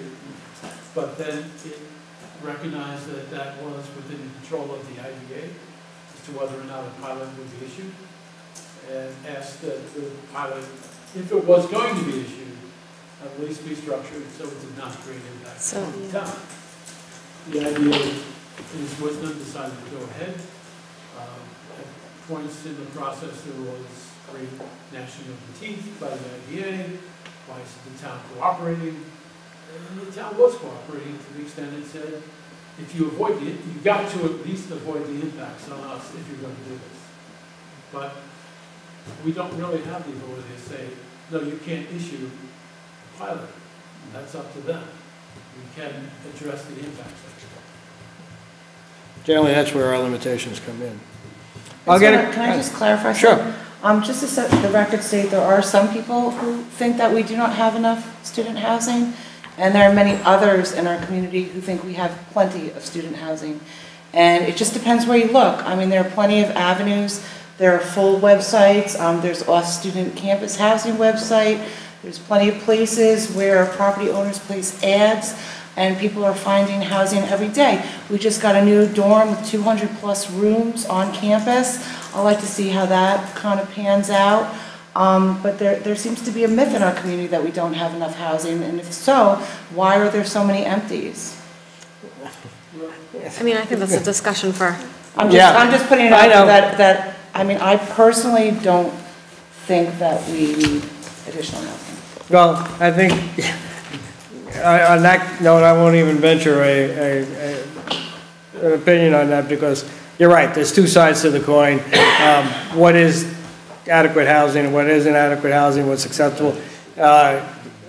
If there are 5,000 students, there are 5,000 opinions on that, on it. I will forward it to the town, the draft. I will note that we had a lengthy discussion on pilots in general, and whether we should look at all types of pilots being drafted. We think if there's a need for housing, student housing, that in the development of the comprehensive plan, we should specifically note that what we're looking for, where we're looking for it, what kind of things are we looking for, if it's an issue on that. So I'll roll that into that one. Just try and imagine these guys sitting around a room and everybody's sitting there going, hey, maybe we should make dormitories eligible for a pilot. What do you guys think? Like where did that idea come from? Exactly. You know, like, you know, how did somebody must have brought that idea in there for a purpose, you know? Like, it just doesn't make sense that they would sit around and just one day be like, this is a great idea. Well, you know, it's not... It's like giving a solar panel an IDA. Like, how many jobs is that producing, you know? Like, what is it bringing to the community? One solar panel. Actually, there's more than dormitories in level 5, what is it, type 5? Category 5 is dormitory projects and senior housing. Senior housing. So, oh, senior housing. Well, part of Golden Hill. Very oh, interesting. yes. With this, we hope to allow ITA for senior housing. They got an IDA. Oh, they definitely do. Oh, yeah. I'm not sure on the category 5. They were in well before that. Category 5, they got. They got okay, moving along. Amy, Pledge of Allegiance, you brought up. Yeah, I recommended to the board that we begin to say the pledge when we start our meetings on other boards that I've been on, the Democratic Committee that I'm on. I noticed on the town meetings, on the village meetings, we're all saying the Pledge of Allegiance. I think it's a nice way to transition from being out at our jobs and out there, coming in here. We're all working together in our town government. And I think it sets a stage for better communication, better respect, and I certainly think that we have a problem with bullying and other issues in our community. And I think it helps take the meeting to a more professional level. And I would like to see us pledging to the flag at the beginning of our meetings. I strongly disagree. It seems like a weird McCarthyist loyalty oath, and it also kind of seems like third grade, and I think it's really silly. Just saying my opinion. I agree with you. I think that, what does the Pledge of Allegiance mean? What are the repercussions if you don't pledge? Why should anybody pledge to a flag? Like, how does God get into it? Yeah. I think there are just a whole lot of issues there that we could just not do. Well, I mean, no one makes you pledge, right? I mean, we But can then it have a sets up pledge, a but weird you thing don't, of like, but there's no law that you have to pledge, right? What does it mean? It's sort of a lockstep mentality here that... I do not pledge allegiance to the flag, no. I mean, I just don't. I love this town, I want to work for it, but that's not something I believe in, period. Yeah, I would do that, yeah. Yeah. All right, let's hold off on it. I think we got somewhat of a disagreement on it. Let's think about it more and I'll bring it up and maybe if we write like a cool personalized pledge, that doesn't mention God or like pledging, but like I vow to work together cooperatively with my fellow board members and not be a bully and try to be nice and like some hippie thing like that, I would do that. Well, let's not go that way. Okay. Well, I'm saying, I mean, I like your idea of like, let's all kind of like, why don't we just take a moment, you know? If everybody has a strong opinion, why don't we just vote? I'd rather get a consensus built on it. because, you know, it should be all or not, because I don't want to see people, some people standing, some people sitting, some people talking, some not. It loses its meaning. But we would vote whether we were going to do it or not do it, and if we did it, then we'll all do the best we can, and if we don't do it, we don't do it.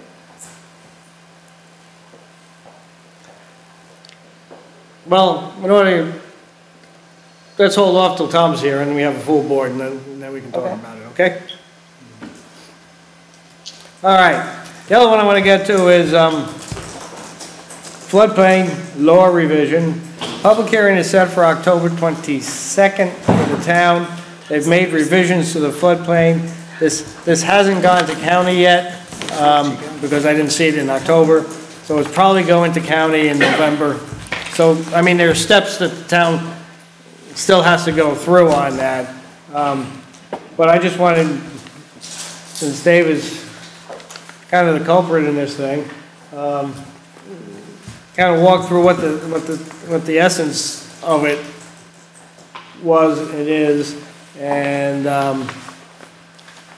Can someone just like, no offense, George, but maybe not George, because in like super plain language, like, really, no offense. Because I just feel like there's been there's been so much kind of like fear mongering about this, and like, what are the changes between this and the old one? I'm worried about just authorizing construction in the flood zone. Like, is that what it does? I read through it all. I compared it with the current code. I still am not really that clear about what's happening. I can understand just why. Just in like 5 sentences, like, what are the differences? What does this do? What's the deal?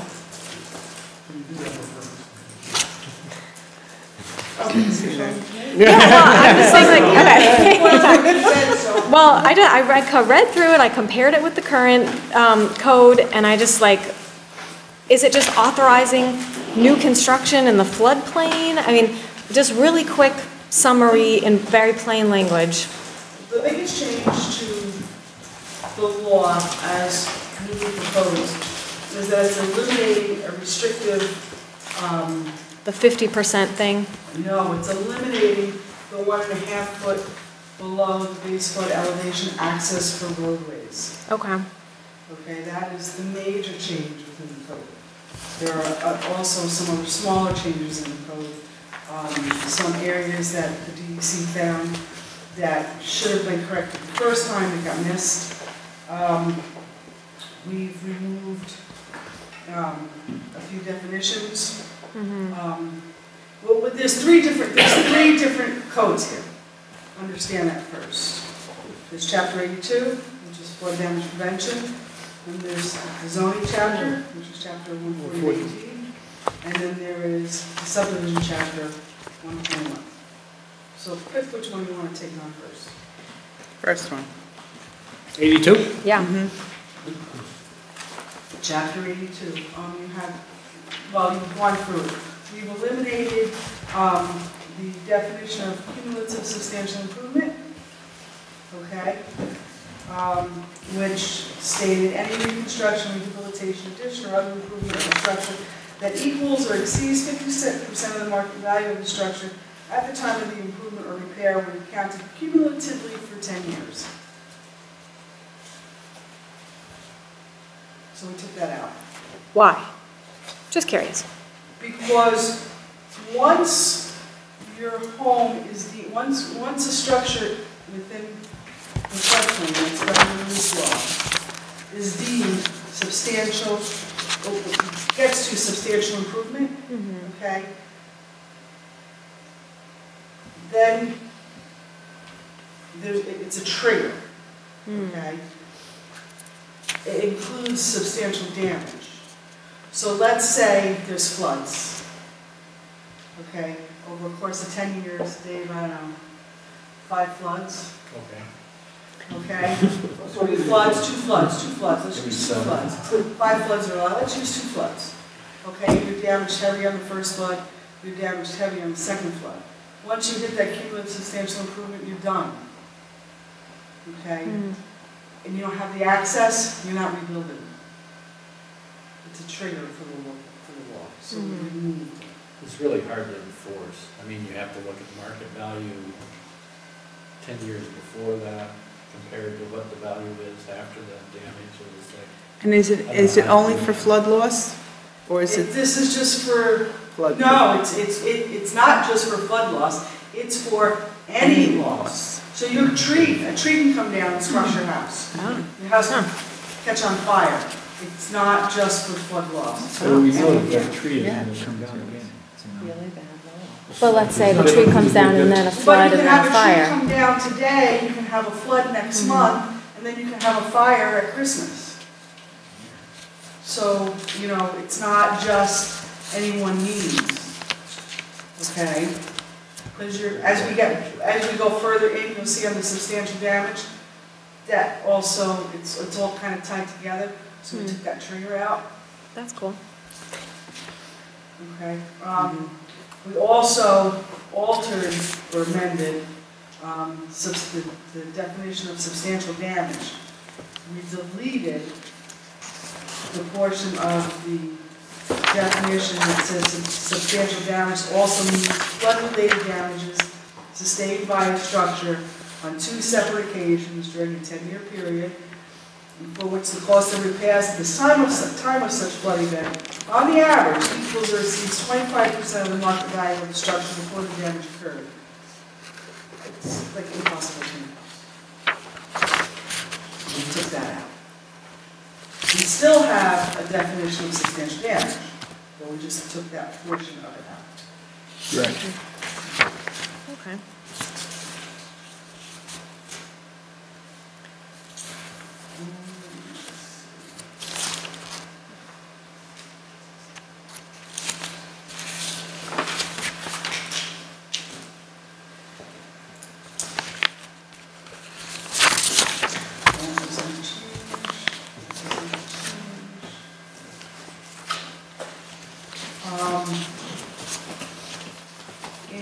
Under general standards, Article 5, okay, 214, says the following standards apply to new development, including new and substantially improved structures in areas of special flood hazard as shown on flood insurance rate map, and I'll add right here.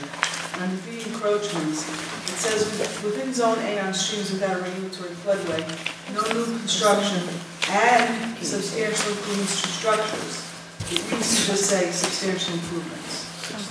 And now it says substantial improvements to new structures, or to structures. So it could be an old structure, a new structure, or two structures. Okay. That was changed.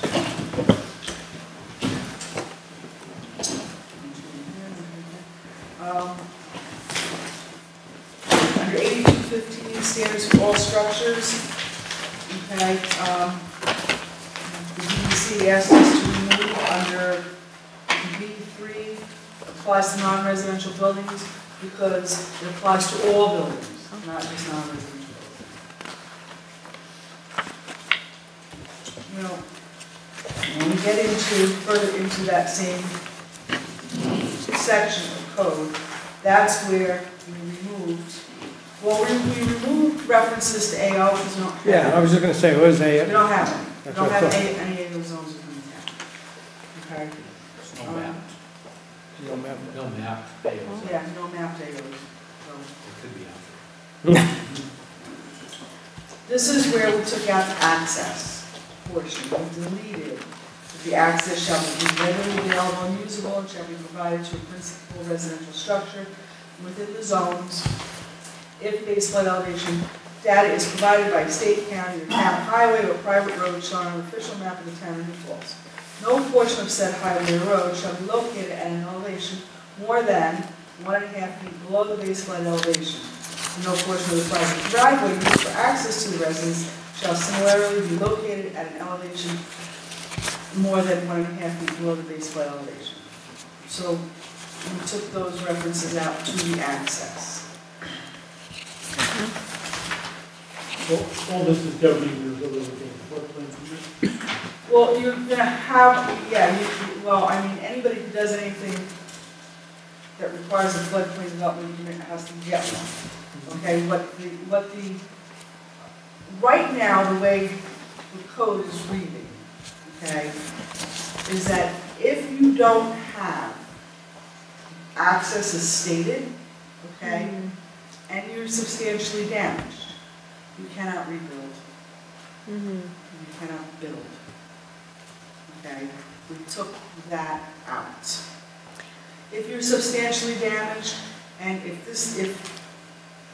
this law is proposed, the way we're looking at it, okay, is if you're substantially damaged, you'll be able to rebuild, but you have to build to FEMA standards. Okay. So if you need to elevate, you've got to elevate. So But it's, you'll be able to stay. But Okay. not the road, just the structure. The structure, You don't not have the road. to, you don't have to raise the road. No, the county owns the road. No, but you're talking about driveways too. Yeah, well, you can't have a driveway up here, we have a road down here, because you don't want to bring fill in to a floodplain. Okay?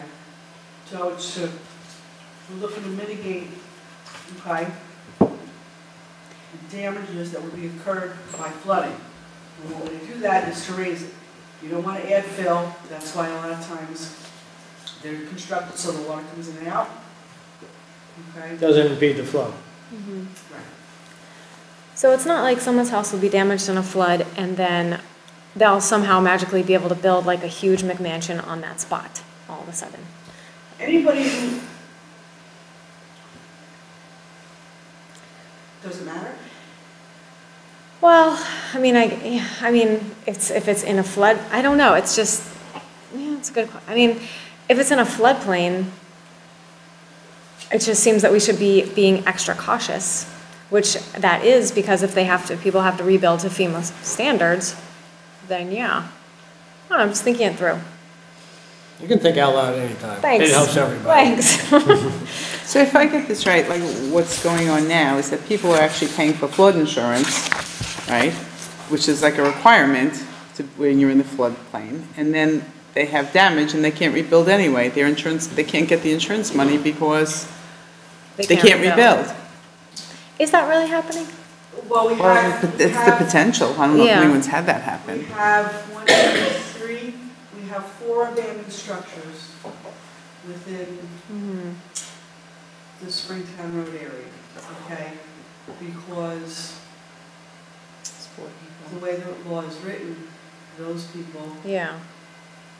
But I guess my question is just how do we ensure that then, because this is such a sensitive area, any new construction seems like it would, any more impervious surface seems like it would make the problem worse. How do we, When you're in the floodplain, You know. impervious isn't so important. You already, well, I mean, any like development, I mean, how do we ensure that we're not making the problem worse?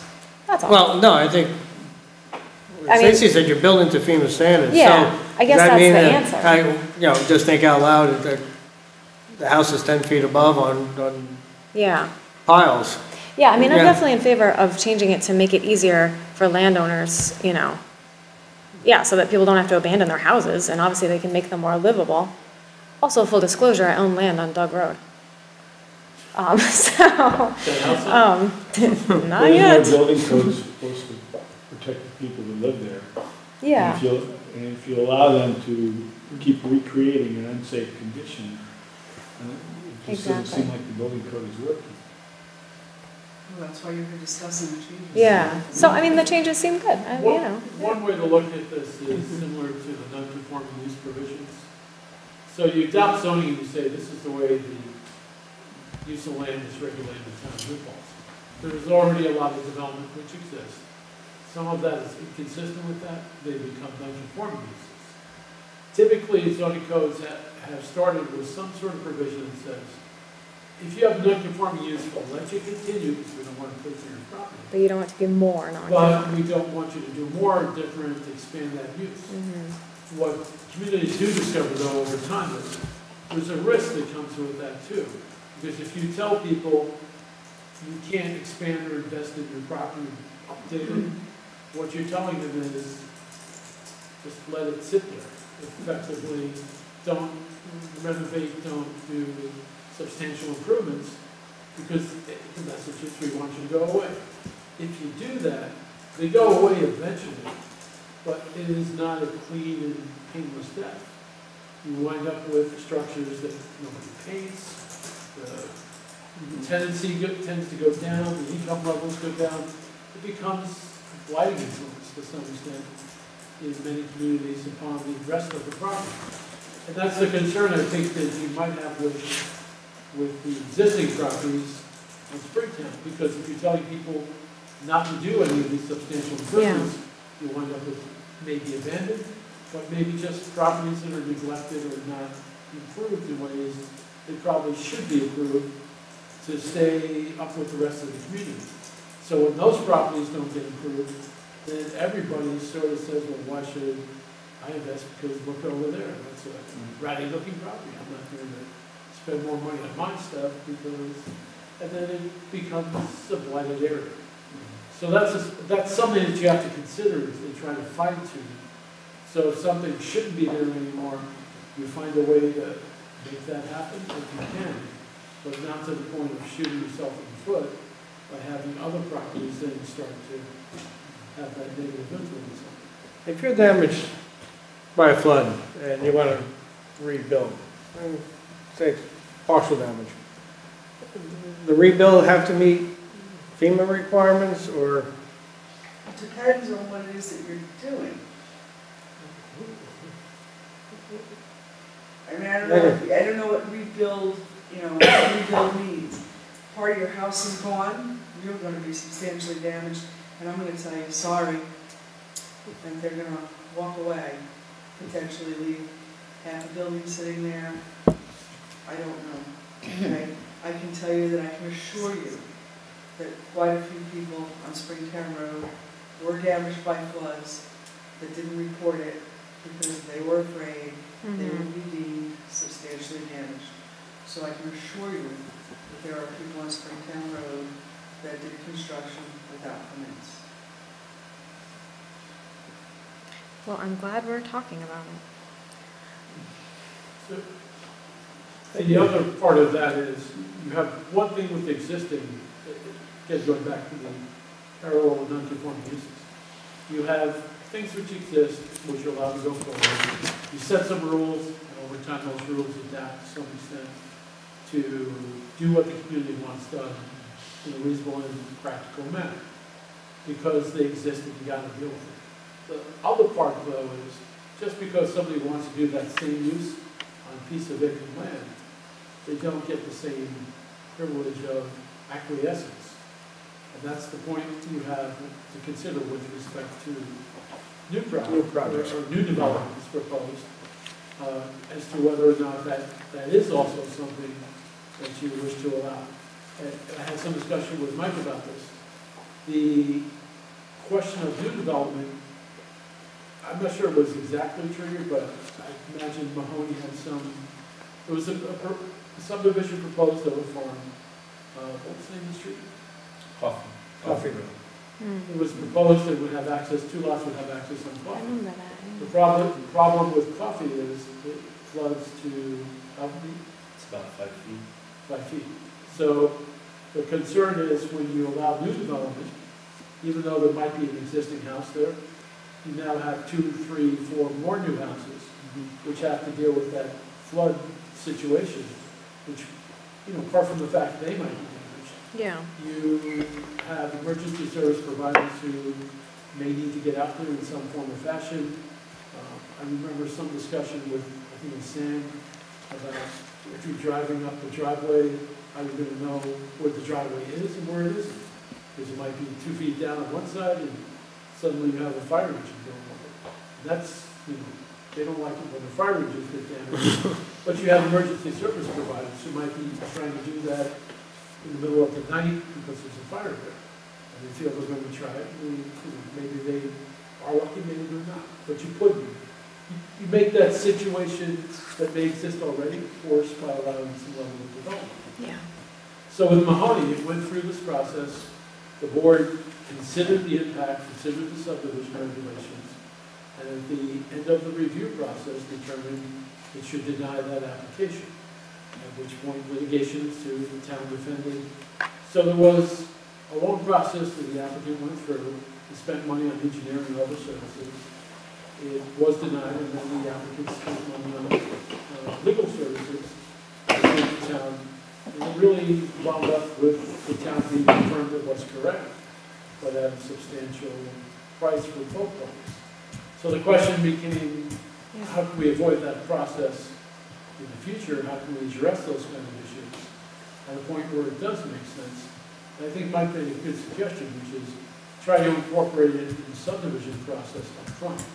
You have a pre-application requirement, whether it's a formal approval or whether it's a opportunity to meet with the board and look at the issues and understand what's going to be involved. As long as an applicant believes it can do something and goes in knowing what the requirements are, I think you can, it's the best outcome I think you can hope for.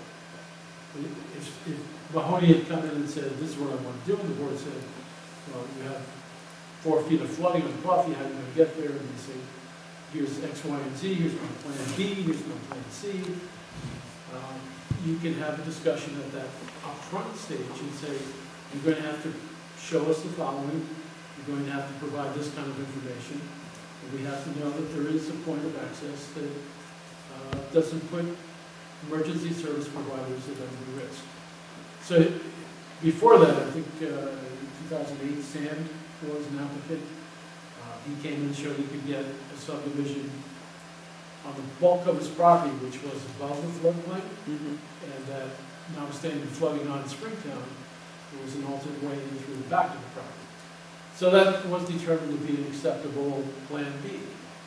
And as long as you allow the property owners that opportunity and try to make it as clear as possible what it is you will expect from them to demonstrate, they can make their determinations if they want to proceed forward. So rather than a blanket prohibition that says you can't do it, this is an opportunity to say you can do it if you can show us and tell them what it is that happened. And hopefully the people who shouldn't do it recognize that. The people who might be able to do it can sit down with an engineer, spend some effort and figure out if we can figure out a way to make that possible, and come back and show us. I wish we could encourage all applicants to have that pre-meeting. It's so good. So just, maybe before people buy properties. Oh, yes. Before, it would be helpful. Yes. Well, actually what the code says is prior to filing an application or preparing a preliminary layout, the subdivider shall submit a sketch plan. Just save people so much money. If the board wants to emphasize that when you walk in and ask for an application, that section is on top of the paper to get. That would be one way to initiate the discussion. I mean, you'll still find people who walk in and say, have a subdivision plan, what's the application? So is this a suggestion we're going to put in for the town? Or we're going to leave it as is, and that's the way it's going to get handled? Well, if you put something in, people will generally, I think in most cases, take a look at the code. See what's required. I think Stacy's great at that. Helping people through that process too. Yeah.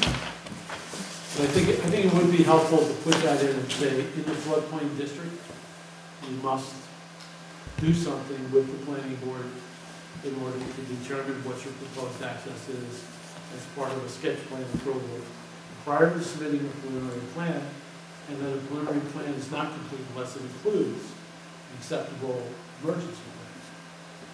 And that, if you don't do it, you can just say the plan isn't complete. So what are we looking to do tonight, to give a resolution to the town board for their public hearing? Just give feedback on. Two things there. Obviously, they're going to have a public hearing on the 22nd. But they can't adopt it. It hasn't gone to county yet. Zoning changes have to go to county planning board. So they'd still have to send it up for the November meeting. What I would venture to see is to read through this as compared to the existing code. There's See if a red line version online. Online? That might be easier. On the town website. Okay. And, check out, you know, if there's any things that trouble you, take a look at them. I mean, you know, things like, fill material they upped it from 20 to 40. We upped it from 20 to 40 to make it consistent with the rest of the laws within the zoning code. And so those are the kinds of things that I just, you know, really had questions on in it. I also talked about it, we talked about new construction, and really from, I was trying to figure out how many parcels were out there that would be subject to this new construction. You know, the people that are in the floodplain are in the floodplain. This doesn't get them out of that. So I'm not sure how many parcels this thing would actually hit from a new point. New construction. About a dozen? Looked at it, it's about a dozen. About a dozen parcels. Okay, I mean, just gotta put things in perspective. This, you know, so we're from. But there are other things to consider too, because there are other parts of the code that they're gonna have to meet, not just. Well, no, the question is because the things are, you know, like removing a foot and a half on a driveway or doing other things, are we allowing more construction to go on Springtown Road? So I was trying to get a handle of, well, how many parcels really from a new construction point of view would this impact? And the number, like Dave said, is about 12, okay? I think it does give flexibility to people that do own property, our houses in that area, the ability to rebuild. And that gets to what George was saying is at 25%, it didn't really make sense to rebuild, so what'd you do? You abandon it. And that's just keeps rolling forward and expands on the system. So I think it allows some of that ability to people that live on Springtown Road to stay on Springtown Road. So I think, again, from a high level, I think those are a couple of points that I had for it. But I'd ask you to just take a hard look at, yeah, we're going to meet next Monday. If there's anything in particular that we want to write a letter to the town on, hear your thoughts and we'll compose it on that one. But just take a look at it. Do they need this by this Thursday? Do they need input from us by? I framed in the zoning law for referrals. So I think basically if you're sending it to the county, you just ask them to allow you to submit your report for the November meeting. Yeah, I mean, they have to submit it to county, and so. They can't close the public hearing until they have the county's comments and until they have your referral back. So they won't have the county comments until second week in November. So are we going to put this on our agenda for Monday? Yeah. Yeah, would you With like everything to come else. back, so if anybody has questions? Let's say, yeah, give me a, well, after you read it over, I want some answer by the end of the week so I can let Stacy know whether, because the next meeting is a bit on the long side, Kelly? Yes. Next meeting. Yeah. Well, here's the other thing, if each individually, if you're going through the code and have a question, and you need an answer, you can either email myself, or even Dave, either one of us can answer your question. Okay, cool. Okay. Just as a point of information, you have 45 days by the zoning law to make sure. We'll get right underneath the timeline. Well, thanks for coming tonight. No, she got her answer on ShopRite, too. Hey, quid pro quo. We both win, yeah. Okay. Next one up is what I call the review of the environmental assessment form part 2. And what we're looking to do with Mohawk. You want to discuss Mersum? Not Particularly, I knew he was going to say that. Not particularly by that name, but Okay. basically, Basically, why don't we just... this is what happens when you do the environmental assessment. It's really simple and straightforward. It's a linear process. You go through the form, check the boxes, you determine if it's a moderate or large impact, and then you go on and complete part 3, the look at the impact is identified and says whether or not it's significant. In most cases, you look at impacts and you relate them to the context of your standard, and you can make a determination. It's not significant enough that it requires preparation of the environmental impact. There are those situations which are exceptions to that rule. One is where you're clearly sure it's going to require an impact statement. Wilbright was one example. Moons ago, Walmart was one example. There are those cases where you can look and you can say, there's no question, we need to do it.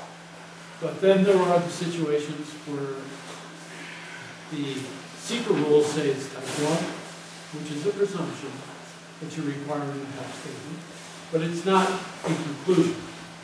So it basically sets up what I call a rebuttable presumption that you're going to do an impact statement because of the nature of the project.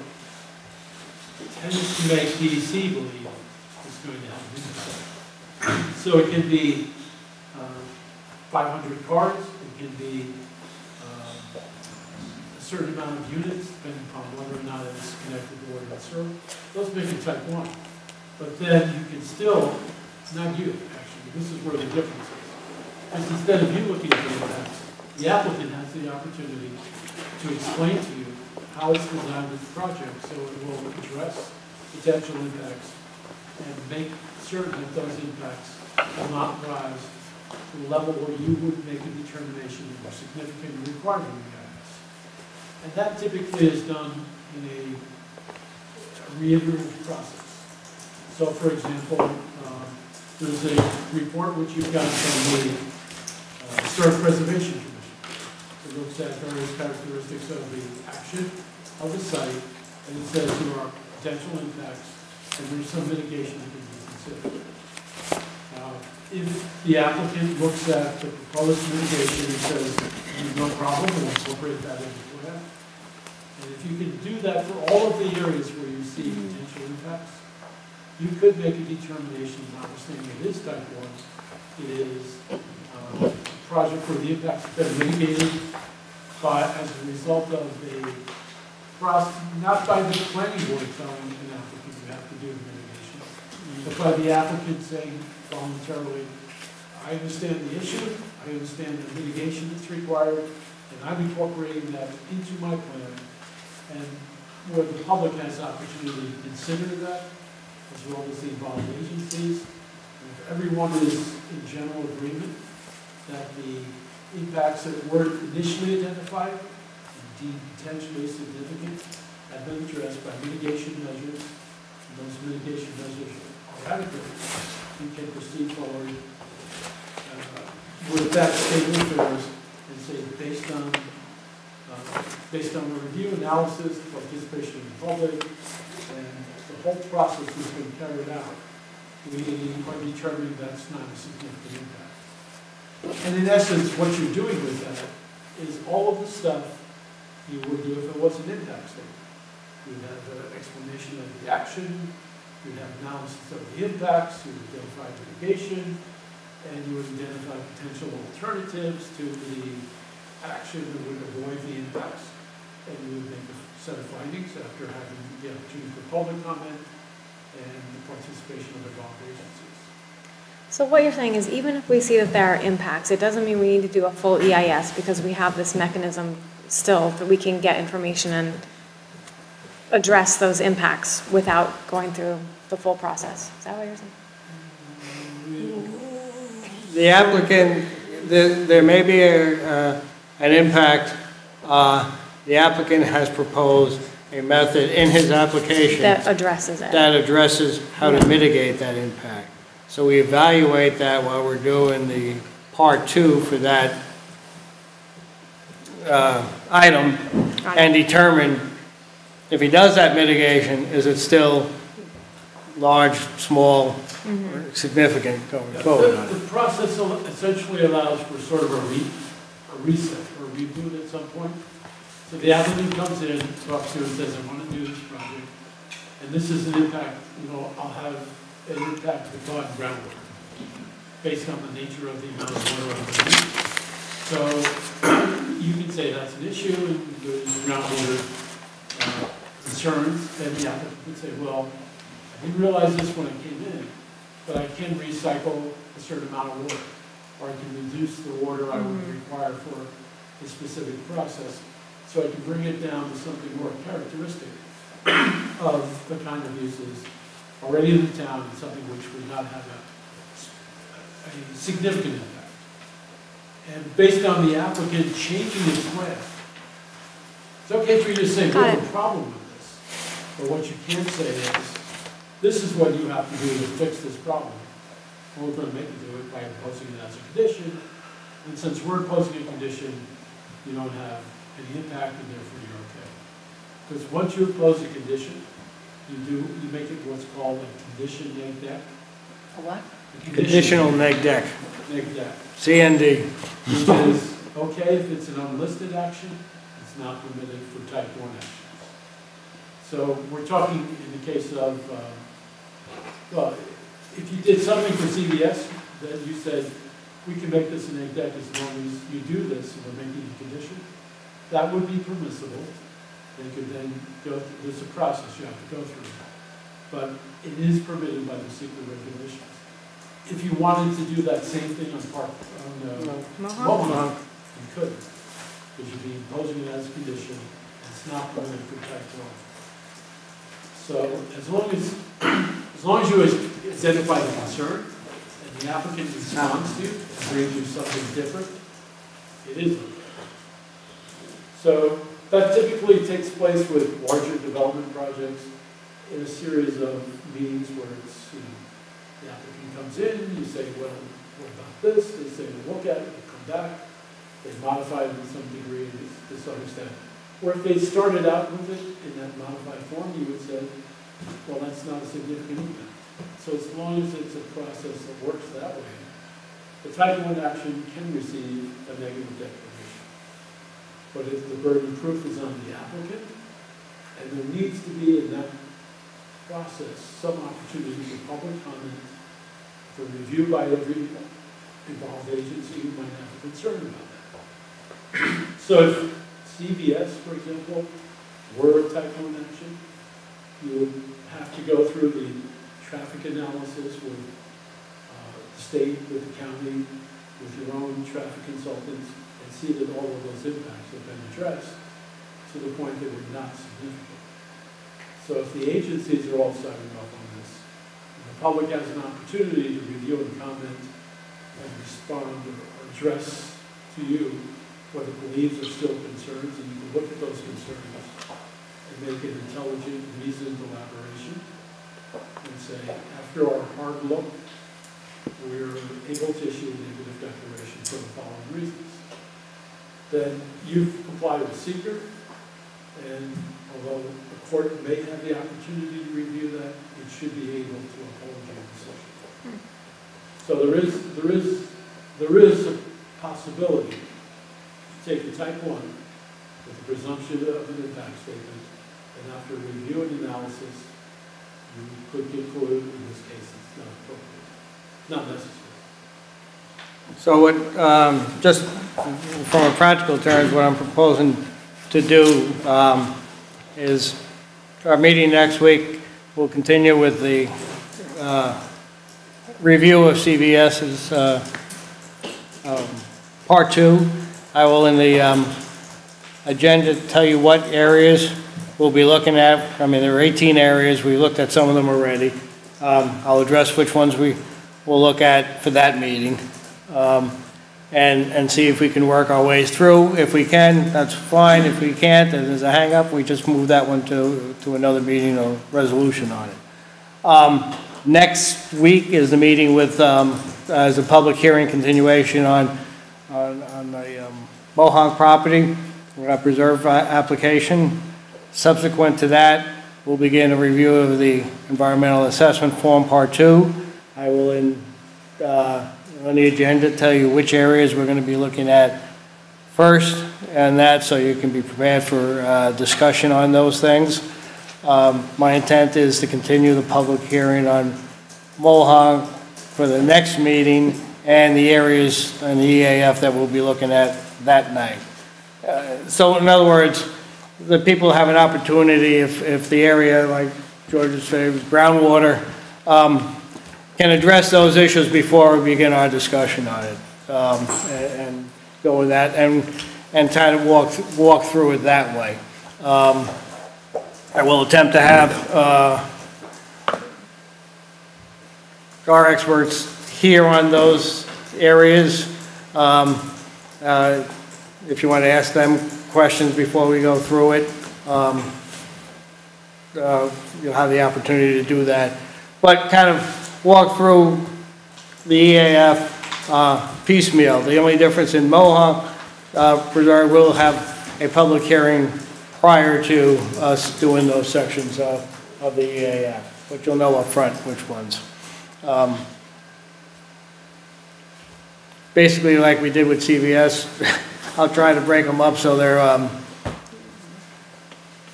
somewhat in the same grouping on that, but we'll go forward on with that idea from next week. So the next week's agenda, which I have to work on tomorrow with somebody, I'll lay out which of the areas of the EAF we're going to tackle. Okay, the only thing I have left is a discussion of conflict of interest. I'd like to do that in executive session so I can talk about potential conflicts. With that, I adjourn the meeting for tonight. After we come out of executive session, we'll adjourn the meeting, so there won't be anything after that. So I can pass out? Yep. Have you guys entered executive session? We'll have a motion to enter executive session. So moved.